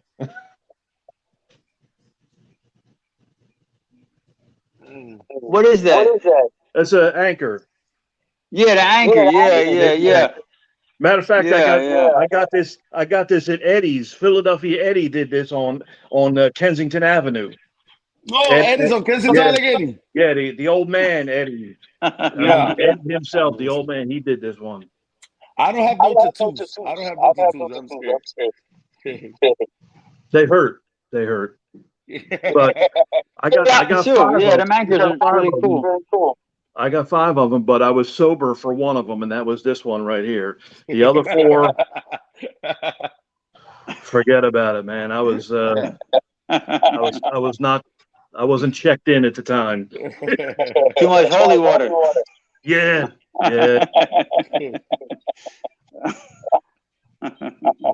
Yeah, I tell you, if it wasn't for God, man, I'd be dead or in jail. Amen to that too. Yeah. Tell us about you. What happened with you, Chap? You've been a chaplain how long now? Well, I got saved and gave my life to the Lord while I was in the Navy, and then got out because I got injured in Kuwait during the Gulf War. Went to Bible college and started, doing pastoral type of ministry. But really, over the last 10 years or so, is how I got really involved more with veterans. And then when the pandemic hit, man, I was getting phone calls left and right. People ask, hey, listen, go visit this person, call this person, go see this person. They're in the hospital. They're at home. They're locked in their home. They're scared. They want to, get in touch with somebody. So it just opened a lot of doors of opportunity at the time. Because I'm the chaplain at, the VFW post I belong to, the American Legion, the DAV, AMVETS, all that stuff. So I'm already connected that way. But the doors have just opened tremendously over the last couple of years to where this is really my focus now. I'm doing this pretty much full time. Yeah, that's a blessing. I got a question for the chaplain. Sure. What's the difference between a chaplain and a priest? Depends on how much you've had to drink. It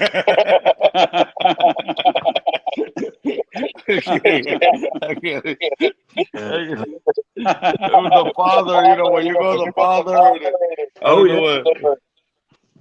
Yeah, I was raised Roman. I was raised Roman Catholic. I went to Catholic grade school and high school. You know, but now I'm on the Protestant side. I'm not an anti-Catholic. I'm just a former Catholic. You know, we're all God's children. You know, and Jesus died for everybody. So I don't care whether you're Episcopalian, Methodist, Baptist, Pentecostal, you know, whatever. You know, as long as you got faith, man, and love God and want to do right by yourself, your family, and other people. That's really all that matters, you know. And really, the Bible says that we're all priests. You know, we all have access to God, and that's the good thing because then that means I can bring somebody else, right? I can say, hey, listen, man, you know, God has helped me, so let me introduce you to, you know, and then they can cultivate their own relationship with God, because that's one of the things that I don't like about quote unquote institutionalized religion, is they don't allow you a lot of times to discover things for yourself. You know, this is why I love books. You know, I like to discover things for myself. You know, and I don't want to put my idea of what I think is right on somebody else. That's not my job. Yeah. Yeah, amen, Chapman. Yeah. You're out there in the streets though, helping veterans though, right? As much as possible, yeah. You know, it's mostly through the service organizations, but I do a lot of, you know, on the street type of stuff, and it's easy to do, you know, because Navy people, Army people, Marines, we all self-identify. We got a hat, we got a shirt, we got a bumper sticker, you know. So that's what I do. You know, hey, let's. Oh, okay, he's a Marine. Let me go over talk to him. Hey, brother, what's going on? You know, yada yada. You were a Marine, great. I was a Navy. Boom, boom, boom. Listen, you got anything going on? You know, you need any medical care? You know, how's your teeth? How's your health? How's your mind? How's your spirituality? You know, all that type of stuff. Then of course, they know I'm a chaplain, so they know eventually I'm bringing that up, you know, you know, as I'm, you know, trying to say, hey, listen, man, you know, let me help you get your stuff together. Let me get you your benefits that you're entitled to. Let me make sure you're going to a doctor. Let me make sure that you're right in all of those areas. But also, I'm a chaplain, so you know, what's up? You know, what's up with your spirituality? So Mm-hmm. that's the way I do it. So everything kind of comes full circle. In the VFW, the American Legion, the AMVETS and DAV. So from that base of operation, I go out on the street, bring them in, but then also that layer of spirituality on top of all of it. You know, You out there saving lives, man. You know, and doing God's work. yeah, they're going to tell somebody, you know, spiritual principles, and they're hungry, and they're homeless, and they need Mm-hmm. clothes. You know, we need to address those issues first and make sure they get the natural help. Then we, you know, bring in that spiritual piece, and it ties everything together. You know, the only way I quit drinking and doing drugs was through a spiritual program of Alcoholics Anonymous and Narcotics Anonymous. You know, and giving my life to God, because otherwise, you know, I know I look, you know, like Mr. Innocent, but there was a point in time in life I would steal your dope, then help you look for it. Down on Kensington, huh? That's Yeah. Kensington is fun. I'm not far from. I'm on Tioga Street too. Okay. I'm on Okay. Tioga Yeah. by Yeah. Second Street. Oh, okay. Yeah. Yeah. Right. Yeah. There's Second Street, American Tioga. The Cousins still there? The Cousins Market over there, American and Tioga, or is that Lehigh? American I'm thinking of Lehigh. Lehigh, yeah, Yeah. Lehigh, American Okay. Lehigh. I'm more close to the St. Christopher. Oh, okay, the hospital there. That's good. Yeah. Yeah. I'm not far I'm from not there. far from it. I Yeah. still I live in the still live in the neighborhood, neighborhood, and I love and I it. love it. Yeah. Yeah, I'm over in Upper Darby. It's a multicultural. You know, I got the United Nations over here on all 3 blocks in either direction. Jamaicans, Americans, Caucasians, Hispanic, you know, Puerto Ricans, Guatemalans, Mexicans, Nigerians, Liberians, a little bit of everything over here. That's what I like about it. You know, like I like the mix. I like the different I cultures. haven't I been haven't in been there in in a there in a minute. minute. Hmm. We used to We go used to to the go to the theater. theater. Remember the Remember movie the theater movie they got theater over they there? got over there? The The Tavern? Tavern? Hmm. The tower, yeah. Yeah. Yeah. So So I used to I go used over to go there, over there, but not no but not more. no more. So, So, but it's a but good it's a thing, good thing. You know, always always being from being from Philly, you Philly, got you got everything, everything. action, Action, everything. Yeah, I remember when I joined the Navy, I went to San Diego for boot camp, Mhm. and then I wound up in Meridian, Mississippi, of all places, for my technical school. I was a storekeeper. I was in supply, and I remember Right. we were out drinking at the club, and then went out in town, and I went looking for a cheesesteak, and wound up at this diner or whatever, and I asked for a cheesesteak. Man, this woman looked at me like I had 3 heads. Cheesesteak? What's a cheesesteak? I ain't never heard of it. You mean you want a steak and you want me to put some cheese on it? Steak and cheese, that's what they call it outside of Philly. A slice of Slice cheese. of cheese. Culture shock. Yeah, I mean, Well, Philly, when it comes to when it comes to cheese, cheese, they put cheese on put cheese on everything, man. everything, man. Yeah. Now they're doing All they cheese do is That's whiz. cheese. like, That's like, what do you what do want? you want? Cheese. It Cheese. doesn't It matter. doesn't Put matter. cheese Put on it. cheese on it. Cheese Tuna, fries, cheese, cheesesteak, steak, cheese, cheeseburger. eggs, cheese, Cheese. bread, cheese, Egg, pork cheese. roll, Pork roll, cheese. cheese. Hazel, we need to drag Rob over to Porky's Point. Oh, Oh, Porky's for Point, point, yeah. yeah. You can get You that can get that capotes right there. All the Puerto Rican Puerto Rican heart attack heart up attack tomorrow up because tomorrow everything's because fried. everything's fried. Hmm.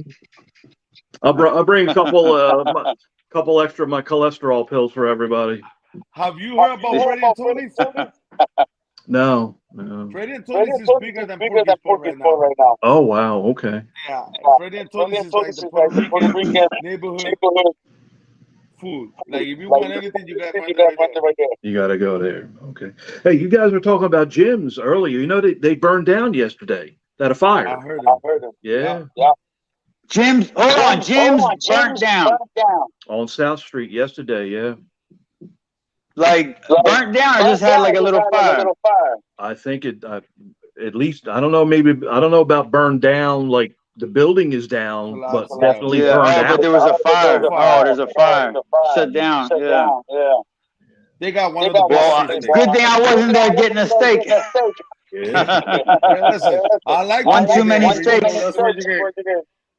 You get. You get I got burnt. Let me get a let me get lawyer. a lawyer. Let me get a Let lawyer. me I'm get a gonna lawyer. get I'm gonna cheesesteak for a cheesesteak good for a good time. time.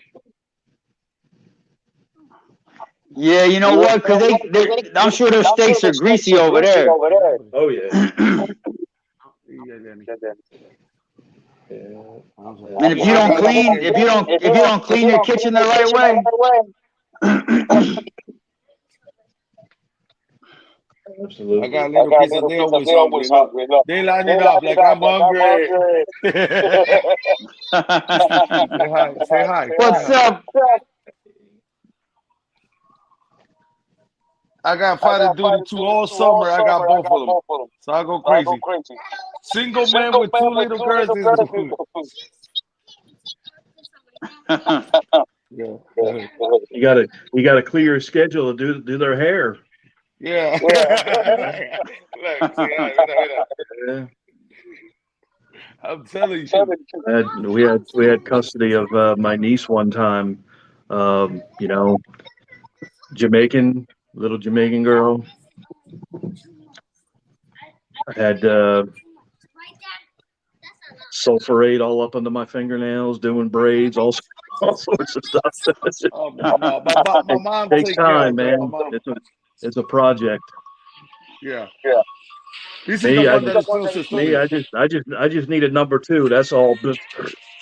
Guys have it easy. That's what I'm about to do to them, my G.I. James. Yeah. Numero dos, all the way around. Let me find out you used to go to Kim's in Kensington. No, the guy I used to get, my guy there in Kensington, he's right there by McPherson Square. He's on Frankfurt Avenue, right there. His name is Leslie Perez. He's Oh, right there, wow. right there on the corner, I right by remember back in the McPherson. days, everybody used to go to Kim's, get a $5 haircut. Okay, was he? Well, he's the guy on the on Kensington Chinese. Avenue. Yeah, the Okay, Chinese. yeah, Everybody go to the shop, $5 haircut, boom, boom, boom. yeah, Not no more. yeah. Then hit the pawn shop on the way back up to Allegheny Avenue. Yeah, that was the good old days. Mm. Well, listen, guys, I gotta go because I gotta feed the babies. I want to thank you, Rob. I want to thank you for the heart for having me. Yeah, absolutely, brother. And you know, anytime you need me, I'm here. How about this? Let's do this because let's set up another video call for next month.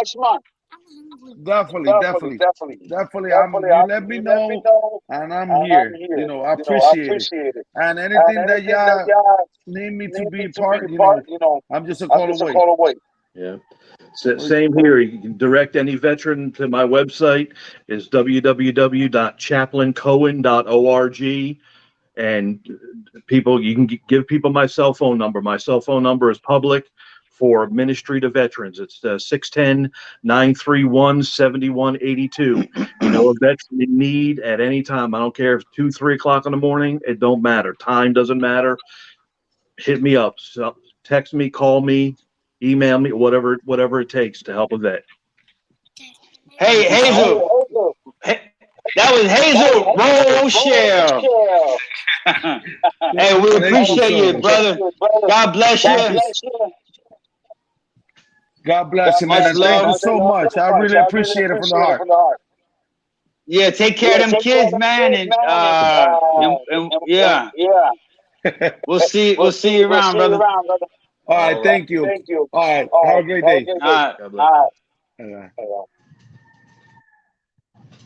So there we had it, Chaplain.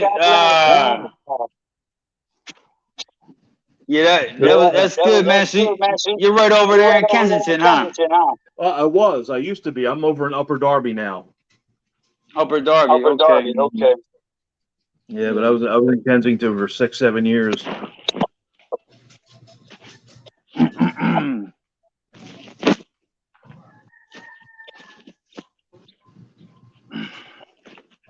Yeah, I'm glad you jumped on the podcast with us.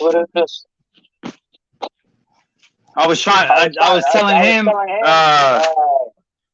yeah, because I got my gloves right here. Okay.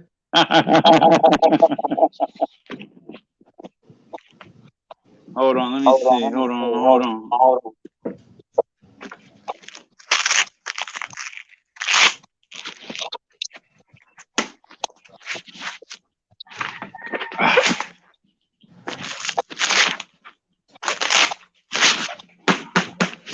All right. Mine been sitting in a bag for the last 2 years or so since the pandemic. I started classes with Daniel Pope. I don't know if you know Daniel Pope out here in Delaware County. And yeah. My gloves been hung up and sitting in a bag for the last 2.5 years since this pandemic. I need to get back. You know. Yeah. We just get out there and just spar for a little while. Or even do some shadow boxing, man. Do some shadow boxing. Yeah, and I got a big shadow too. I'm almost 300 pounds. Wow. God's been good to you, huh? Yeah, a little too good. Yeah. All right, brother. Well, I need to hit the road. I got some tasks to do the remainder of the afternoon. I appreciate you having me on. Check it out, man. There you go. Basic instructions before leaving Earth. BIBLE. Yeah. Well, hey, God bless you, man, and salute you too. Appreciate you, brother. Yep. Same here. Same here. And look at hope. Your father's still around. Your father's still with us. He's always with us. Oh, all right. Wonderful. I love to meet him. Learn more about him. Yeah. Well, next time we'll schedule. Hey, maybe we'll jump on and do another one soon. Maybe like in a few weeks. All right. Sounds good. Appreciate it. All right. Hey, say some prayers for me too. Yep. Absolutely. Keep me in your prayers. Okay. Absolutely. All right, brother. Have a good afternoon. All right, brother. God bless.